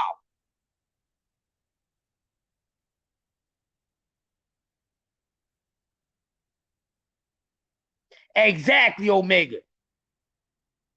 Goddamn, Bill, your fucking son couldn't stop Lomachenko with that excellent body attack that he did. The body is the softest part of the fucking body. Now we know the face. The face is harder than the stomach, baby. Yo, Ben Boxing, what's going on? Salute to you, man. Smash the like button on your way in. He want Tank like, but ain't built like Tank, you motherfucking right. And yo, you know, it's a funny thing, right? Because I wasn't even on this type of time, but you know, people were showing that how Dev is trying to be like Tank, how he switched up, how his fashion and all that. Yeah, he is a likable fan. Overhyping him, and his father's overhyping him too. Let me tell you something. I got confidence in my children and their talents, but I ain't gonna overhype them. If my son is a B level, he's a fucking B level. That's what it is. You know, but you can't be talking knockout, and your son ain't that type of dude to be knocking people out. He's not. He can't be doing that. But now that his ass is going to 140 because he don't have no choice. Dev don't have no choice but to go to 140. Just like Bud didn't have no choice but to take this fucking fight. See, some of these guys are making moves because they no longer have a choice. Devin Haney's biological weight, biological clock scale told him, pussy, nah. I don't give a fuck about your nutritionist. Your nutrition can't stop me. Go ahead, you're going to be feeling the after effects. And like I said, he has been feeling the after effects of constantly cutting weight, cutting down to an unnatural weight. That shit don't have to, you don't have to feel it that next day. But definitely if you're doing it more than once, he done it 3 times. 2 times against Camboso and 1 time against motherfucking Lomachenko. People, he's starting to feel the effect of that.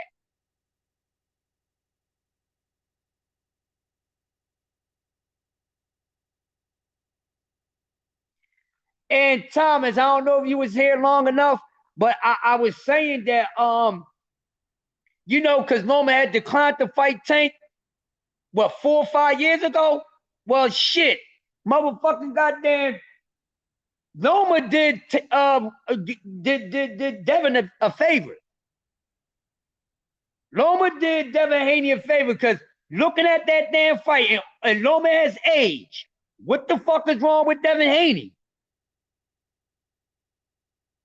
If Lomachenko, if Dev, you should be blessed that that man didn't give you a shot for those fucking belts.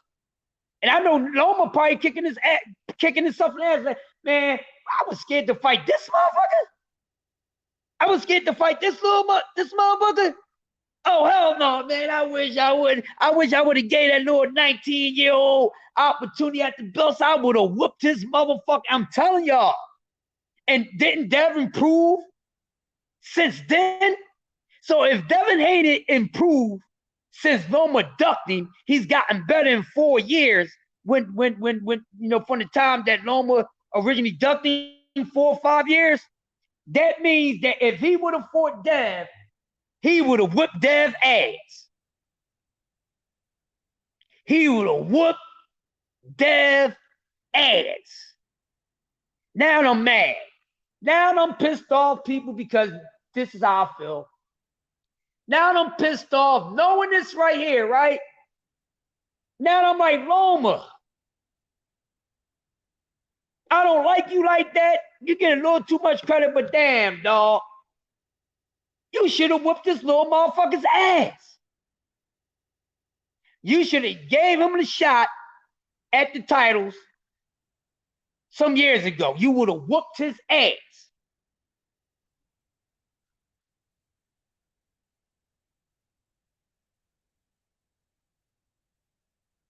You know what? I wouldn't say it was stupid. No, this motherfucker just I don't know what he think. But he thought that Loma wasn't going to be as good as he was. And it took Lomachenko for a few people, not a lot of people, because some people was already at this stance with Devin Haney before the Lomachenko fight. His footwork is overhyped.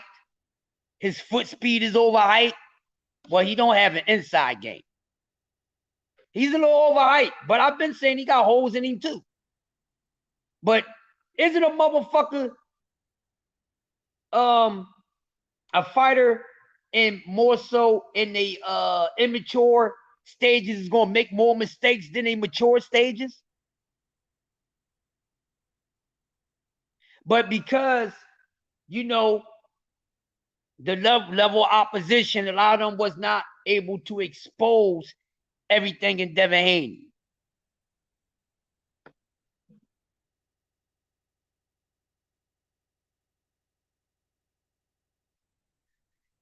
Yeah, T.O. beat the Loma. He beat the better version. Yeah, he beat a better version of Loma. But shit, I don't even know, man. Shit. Matter of fact, I'm going to have to compare those 2 fights. The way that Loma looked against T.O. and the way Loma looked against motherfucking goddamn dad. And to be honest with you, shit, Loma became inactive, for some rounds, and that's how T.O. really got over. Yeah, that's some nut shit, Omega. They be killing me with that bullshit there, homie. This overhyping shit. It kills me with it. All the damn time. They kill me. They kill me. They kill me with that, yo. Definitely. Hold on. Okay. They definitely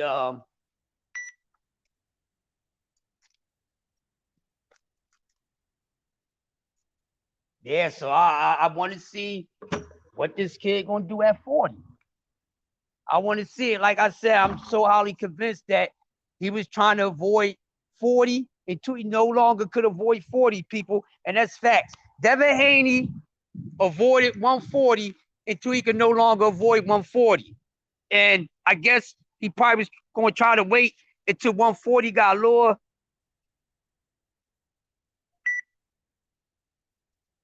I think he was going to try to wait until 140 had got little less competitive, right? But that's not the fact. That's not the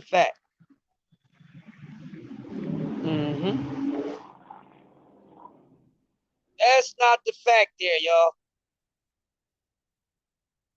But like I said, we're gonna see now. Hopefully we get to see him fight Antoine. You remember he was talking trash about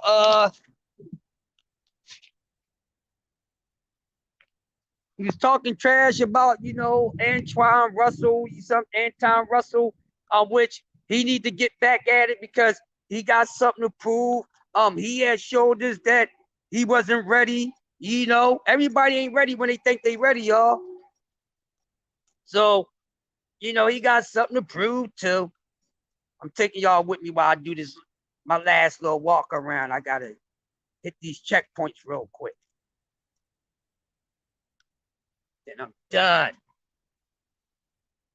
Yeah, so that's where we at, people. That's where we at.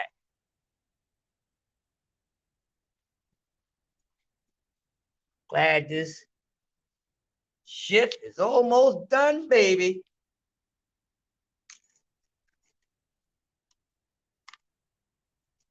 Got that nice holiday pay shit. You know what I'm saying? Okay.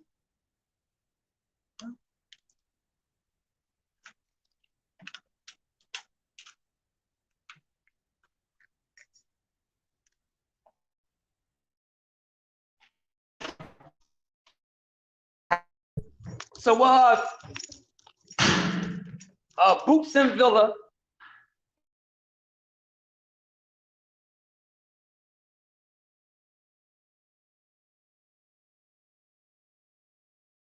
That should be a good one. I think Boots gonna put her hurting on Villa, cause Boots don't like the fact that y'all hate. He don't like that, so he probably gonna try. He gonna do his thing against Villa.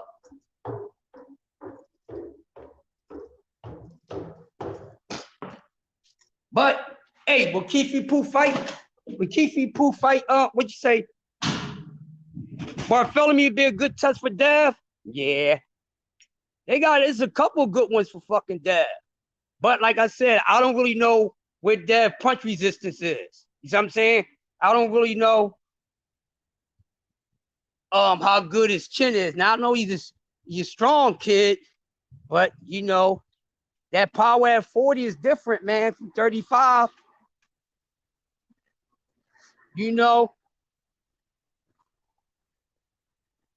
I don't know if Dev can take a Matias power. I don't think he could take a Matias punch. I don't think he, you know, how good would he take a Regis punch? You know, Regis can crack.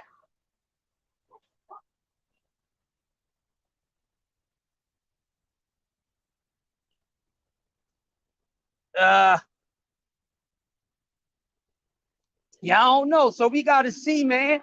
How about if Dev go up to 140, right? And become shit. What if he get to 140 and he don't look nothing like himself at 35?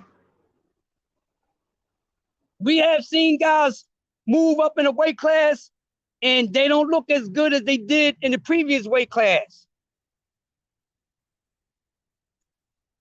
Devin versus they not good. They good matchups, but they dangerous matchups for Devin because we told him about two of the hardest fucking punches in that weight class. Dev ain't gonna be able to keep them dudes off of him.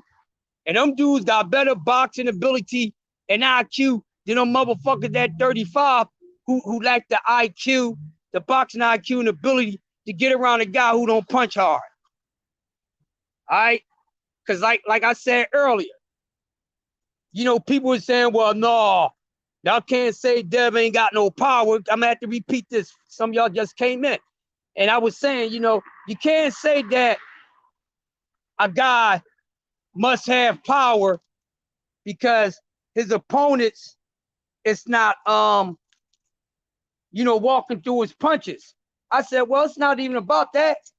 It's about boxing ability and boxing IQ. That's what that shit is about. It ain't really about how much power you have. Shit, if you don't have the boxing ability and IQ, you know, to get around something, you know, that's bothering you, then it has nothing to do with power. You know what I'm saying? It has nothing to do with power, and that's just facts.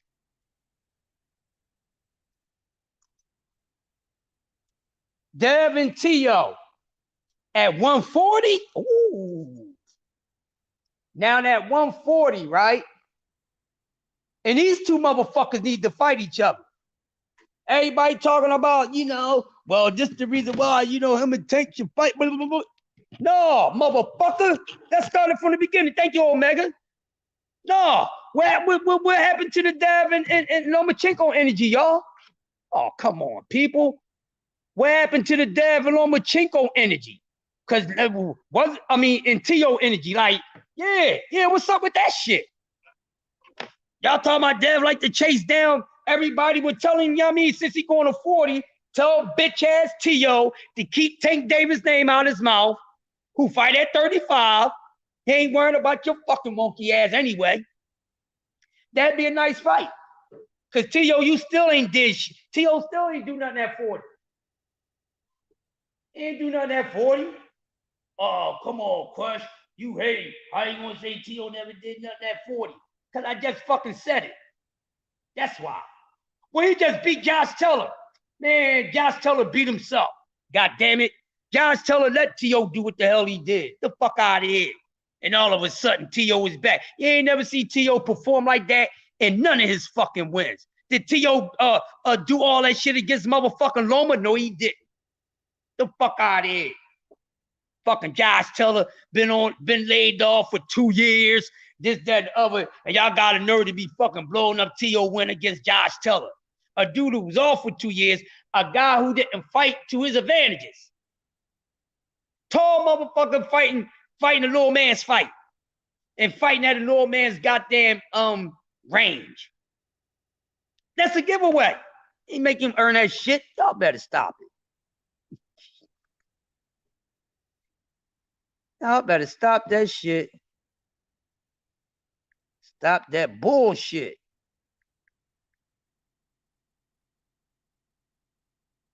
Stop that bull crap. Y'all really need to stop it. Teller too big for 140. Yeah, Pop.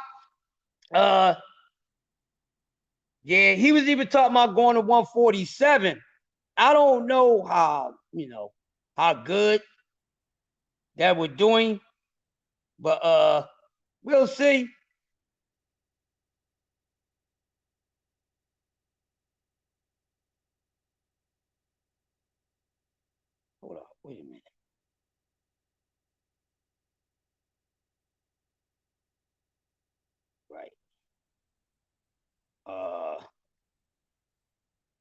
Yeah, I don't know. I don't know what Teller do at 47, man. I don't know. I mean, he's too fucking slow. He might be big enough for 47. He might can fit 147 comfortable, but them dudes is too fast for him like up there.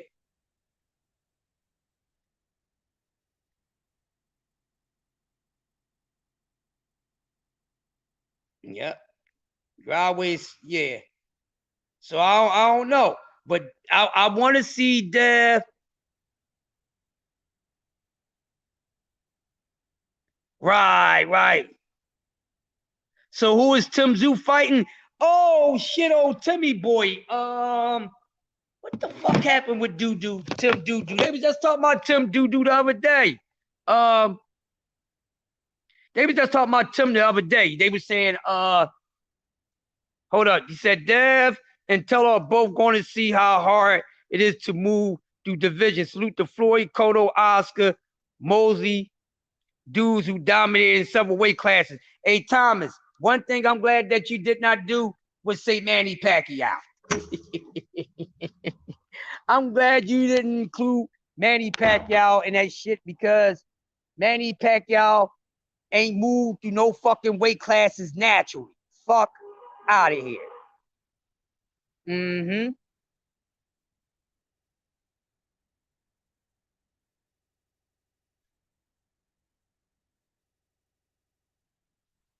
Matt Pacquiao did not go up all these weight classes naturally, people. Y'all need to stop that shit. That's the cap is real. Manny Pacquiao is naturally an inch shorter than me and naturally around my motherfucking weight. Actually, naturally, I think I'm a little heavier than Manny Pacquiao. Y'all tripping. Yeah. Yep. Yep. Even Tank has been. You don't hear nobody, you don't hear him talking about he drank and this, that, other, blah, blah. That's that. They be capping, man. The protection be out for these fighters. And I'm starting to think this just don't go for Terrence Crawford. You know, shout out to my man Ricky Williams, TWT. You know, he was saying that yeah, man, he was on that juice and he was blood dosing. My man Ricky Williams said y'all gonna find out Terrence Crawford is not that guy y'all think he is. And that just don't go for Terrence Crawford. They go for a lot of your favorite fighters. You're gonna find out them dudes are not who they say that they are. You're gonna find out they're not as confident. You're gonna find out all that shit. You're gonna find it out. Yeah, Manny was on that juice, blood dosing. Manny was on all type of shit. And you still got people running around protecting Manny Pacquiao. Oh man, nah. Man, you a fucking hater. Nigga, I got common sense, motherfucker. You gonna tell me that a fucking dude, 5 foot goddamn 3, and really about naturally 100 and 130 pounds naturally, moved up, quote unquote, 6 to 8 weight classes without slowing down, without getting hurt, naturally, really? Fuck out of here. Nobody never moved up like that in no goddamn sport of boxing, all those damn weight classes. It's hard to do that naturally. Yeah, AJ fans found out the hard way. These motherfuckers always late. Get the fuck out of here. I just did that shit. See you, buddy. Y'all know what I'm saying? It's true facts, man. True facts. You see. Rock with who you rock with. Yeah, he admitted to them shits, and then you know you even had referees talking about, yeah, man, we cheated for this dude. Yeah, pop. Yeah, we gonna pop it up. You going live today, bro? You going live today, man? I make sure I slide over there and bust it up with you. You know what I mean? I'ma really be on the joint today. Yeah, hey Gary, salute to you. Smash the like button on your way in, man. I agree with you. He don't have the power to trouble the guys at 47. Yeah, I'm glad you said that because I spoke on the fact that the speed, you know what I mean? Because it's a lot of fast hands at 47. So I like what you just added on to that, Gary. Yeah, I'm gonna make sure I get the notification. I'm sliding through there, bro. I'm glad you said that, Gary. There's a lot of things that people do not point out in the sport of boxing, and that's why it's like, what the fuck? With all these things going on, what the fuck? Yeah, Omega said they're gonna change 420 to 729. Yeah, I'm telling y'all, get ready for the official Bud Crawford strand. You know how Wu-Tang got a strand and the Locks got a strand and Snoop Dogg got a strand and shit like that. Get ready for the Bud Crawford strand. But because we gonna be smoking on that Bud Crawford, it ain't gonna be no calm Bud either, nigga. Yeah, well, calm Bud, yeah, because you know the type of shit you smoke and go to sleep. You know what I'm saying? That indica. You know what I'm saying?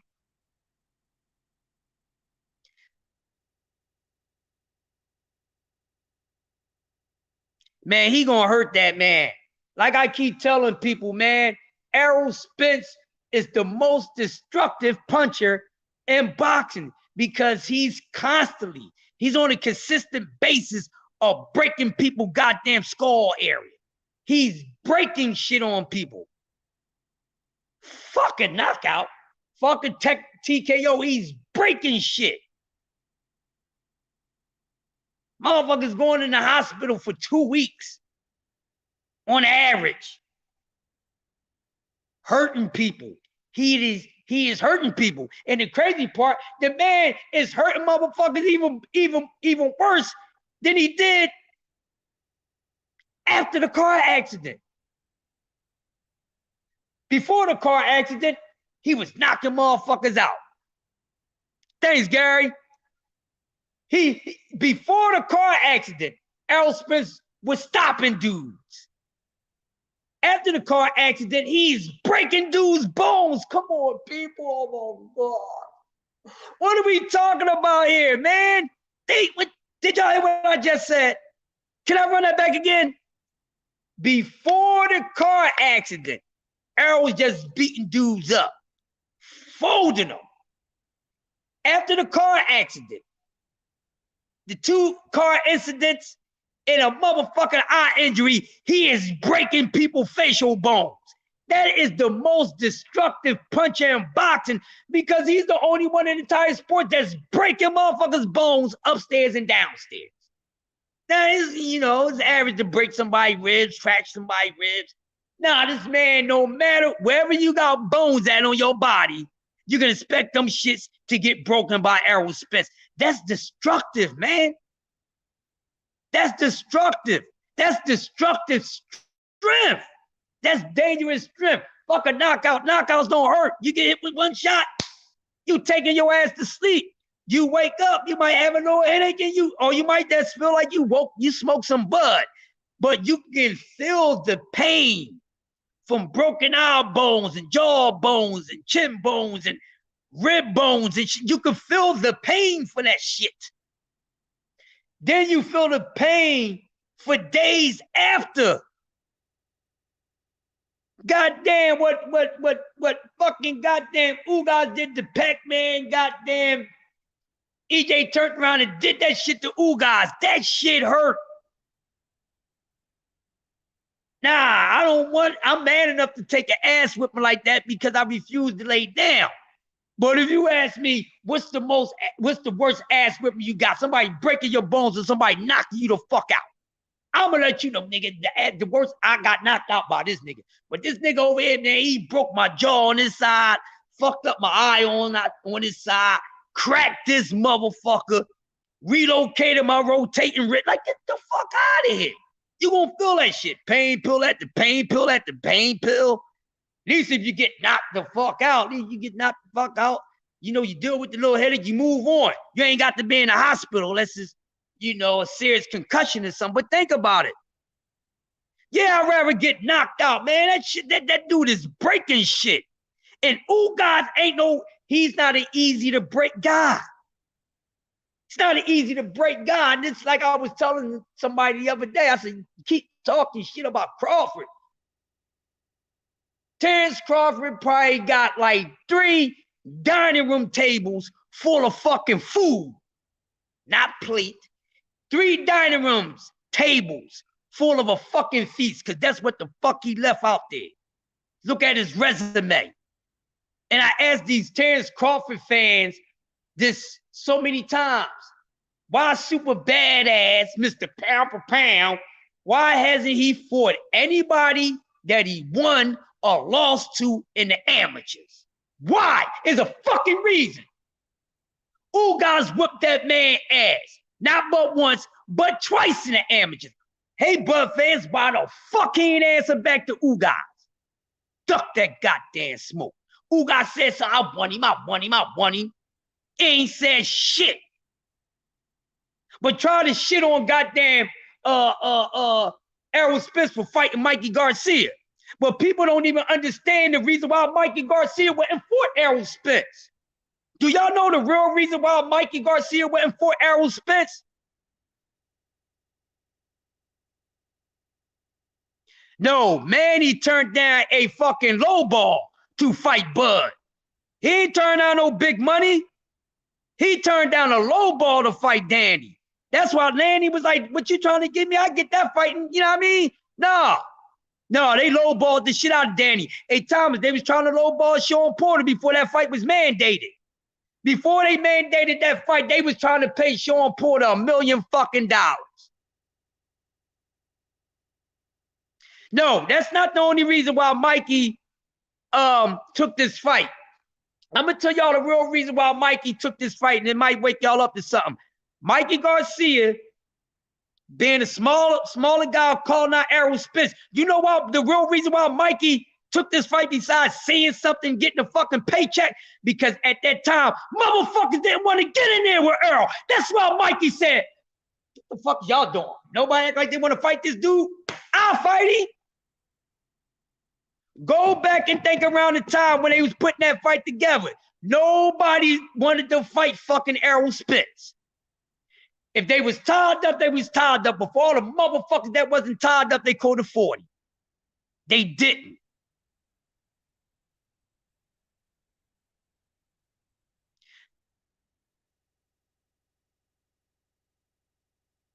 No, they offered him a lower than that, right? And Danny told them 3. I'll make that for fighting motherfuckers on a lesser tier than you, which I agree with that. He said, what? That's just like how the fuck Bud gonna do that? How the fuck, man, hold up, because you gonna make me go there real quick.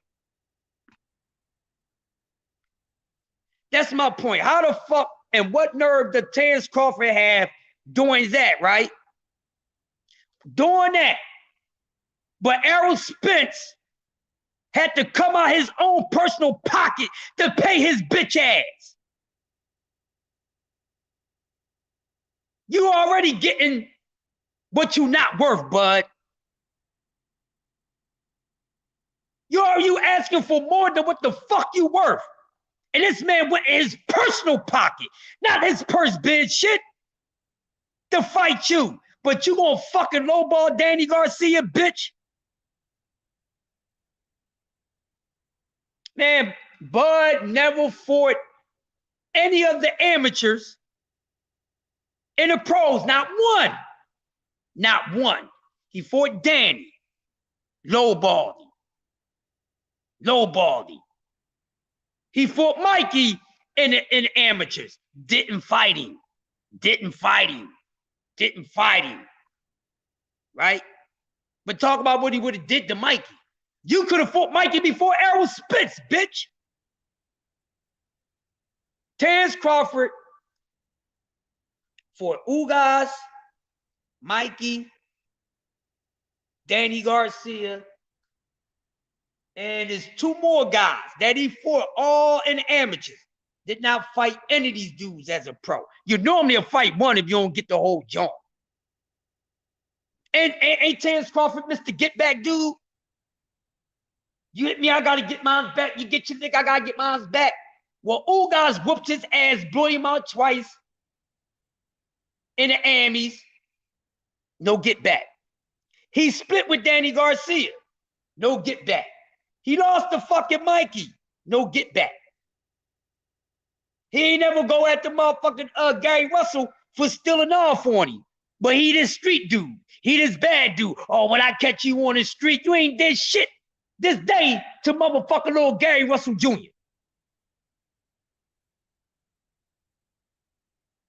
Yeah, you have to personally pay him. That's why that man gonna get. Listen, Bud already know. Listen, I just want to get extra money for get my ass whipped. Man, that's what I'm talking about, bro.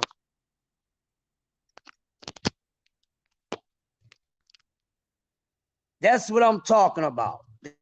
That's the shit that I'm talking about.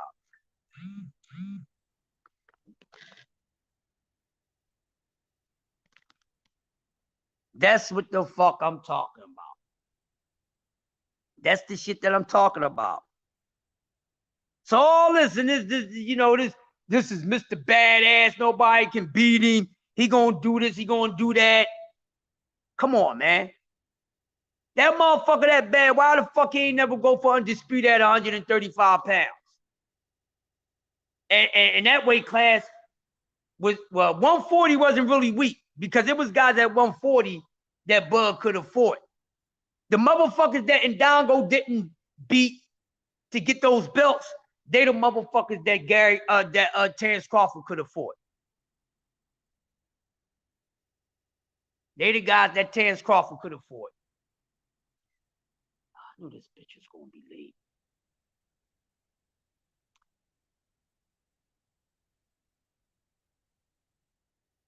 Mm-hmm.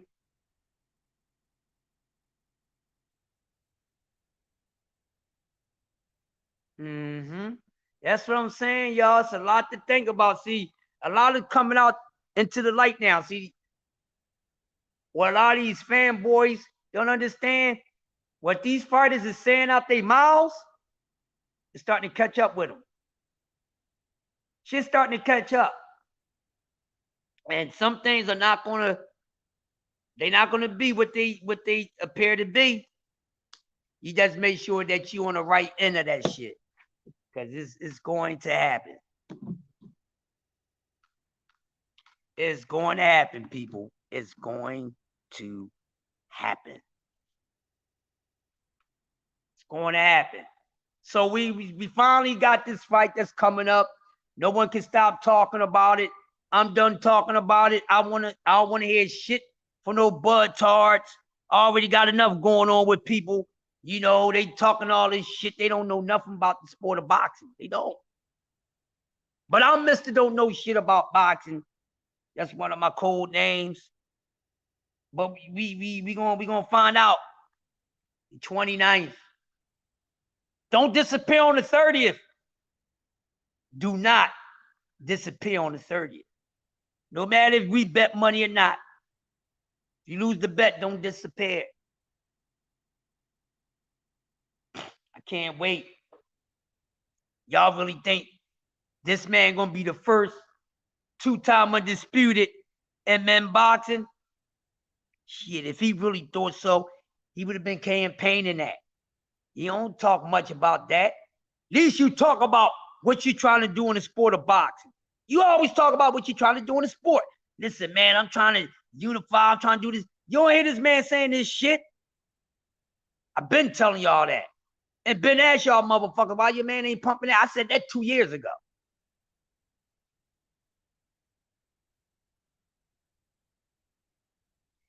Return fire. Listen, let me tell you something. How many ways is for people to go in the sport of boxing? Y'all acting like him coming forward is a bad thing. You got to go towards your opponent in order to go throw punches at him, right? So they both, you got to meet up in the middle of the ring for punches to start. You can't throw punches at your opponent. Your opponent can't throw punches back at you from your corners. Listen, Thomas, I hear what you, Bud Power's not like that, bro. And you acting like EJ punch resistance ain't like that. That's what I don't understand. Stop acting like Bud Power is like that. His power's not like that. His power's not like that. Y'all acting like soon when he hit EJ with his first hard shot is over. No, he's not like that. He don't have that type of punching power. Just like he needed to hit motherfuckers more than fucking once, he damn sure gonna need to hit motherfuckers 6 times. He gonna need to hit EJ 6 more times. Y'all acting like Bud Crawford just going in there and they going to sleep. They going to sleep. He ain't doing none of that. Accumulations of punches and a build up of fucking punishment. That's it, bro. Y'all forgot Kell Brook damn near broke this nigga eye for 6 rounds. Kell Brook damn near took this boy eyesight from him with a jab. It took Bud Crawford 6 rounds to get around the jab. Y'all better stop it. Y'all better goddamn stop it. Y'all bet to stop it. Stop making it seem like this dude is indestructible. He's not.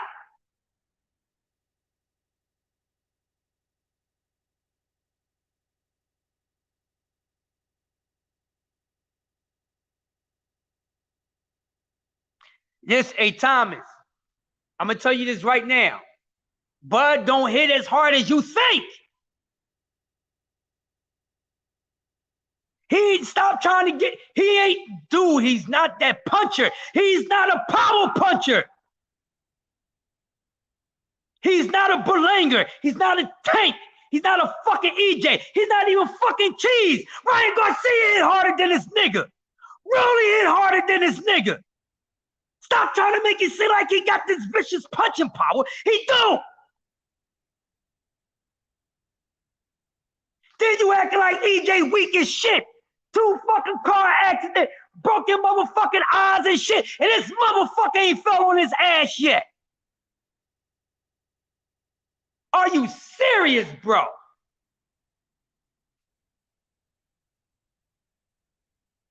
Come on, bro. Come on. I talk logic over here. I'm not coming at you, bro. I'm talking logic. You talking about Bud doing something that you never seen this motherfucker do. It took him 11 rounds to get Sean Porter out of here, and his daddy stopped the fight. He didn't stop Sean Porter. His daddy stopped the fight. If his power is so like that, why is it taking him so long to stop motherfuckers? Why? Amir Chin Khan, the weakest fucking chin in boxing, and this motherfucker couldn't why he didn't knock Khan? Why did Khan get the fuck up from that first knockout, from that first knockdown? Why did Khan get up from that first knockdown if his punching power is like that? Amir Khan got the weakest chin in fucking boxing. Bud didn't knock this nigga out.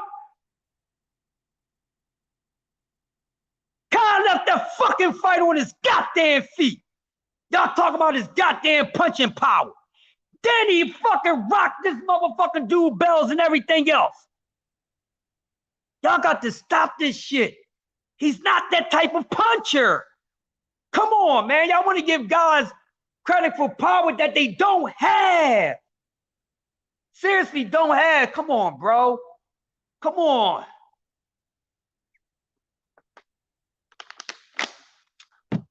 Come on, bro.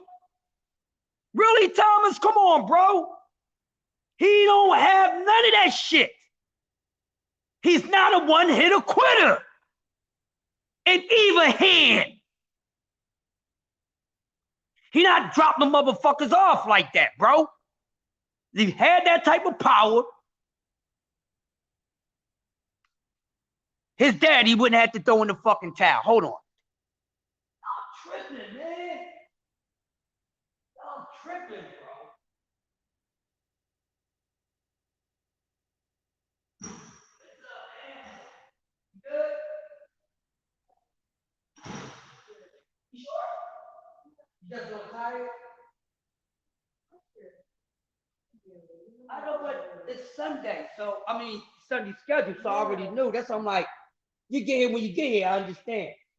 So you want time today, as far as I'm concerned. My slow brain, I don't celebrate holidays. Me so I either. be forgetting, and I'm like, I Yeah. don't even know. Like, Don't worry about it. Don't worry about it. Nobody better not touch my car. I'll leave it right here tonight. I ain't gonna touch myself. I know you not, baby. What shit? Yeah, y'all talking about this fucking dude with this shit. He don't have that punching power, y'all. Y'all gotta stop this shit. Anybody in the building? No, ain't nobody in the building. They ain't supposed to be here. Okay. So I know some people be like, oh, I ain't celebrating. Let me go work. Nope. Even if they ain't celebrating, they ass is not supposed to be here today. That's why when the guy was here, he came in on Memorial Day, and they had to tell me to find out who he was. Oh, he got in trouble about that shit. Yeah. If they not supposed to be working a holiday, they ain't supposed to be able to do it. Okay. I ain't gonna hold you up too much. No, you good.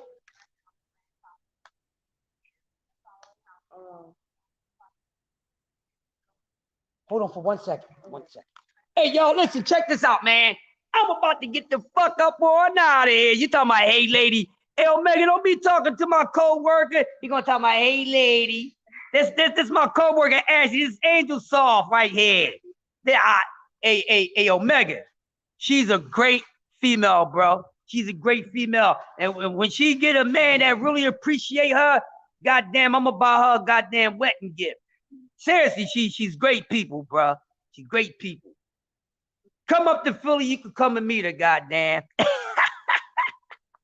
My man cracking up. I'm dead serious shit. But look, y'all, this is the greatest man alive. Crush the Legend, aka Mr. PSA. Dear Justin, Mr. Fuck that bullshit. We drop facts on here. He said, my boy said, shout out to you. So he said, hi to you and all that. Listen, I appreciate y'all rocking with your boy. But it's time for me to skedaddle up on out of this bitch. I'll be back later on the day. Make sure y'all sub to my man Pop a lot of shit, James in the motherfucking building. Hey, Pop, drop your shit before I roll. I'm gonna go on Pop shit with my bro today, and we gonna cook. And Omega, I ain't retiring shit. I'm gonna be burning these motherfuckers. Hey, Gary, thanks for coming through. I'll see you on the next one, man. So with that being said, give yourself a round of applause and make sure you tell everybody y'all was rocking with the greatest man alive. TWT in the building. Facts over feeling. Your favorite fighter is going to lose. Don't get it confused, or you might get financially abused if you put your bet in the wrong place. And I'm out of here like last year. Peace. Your best friend? Hi, best friend.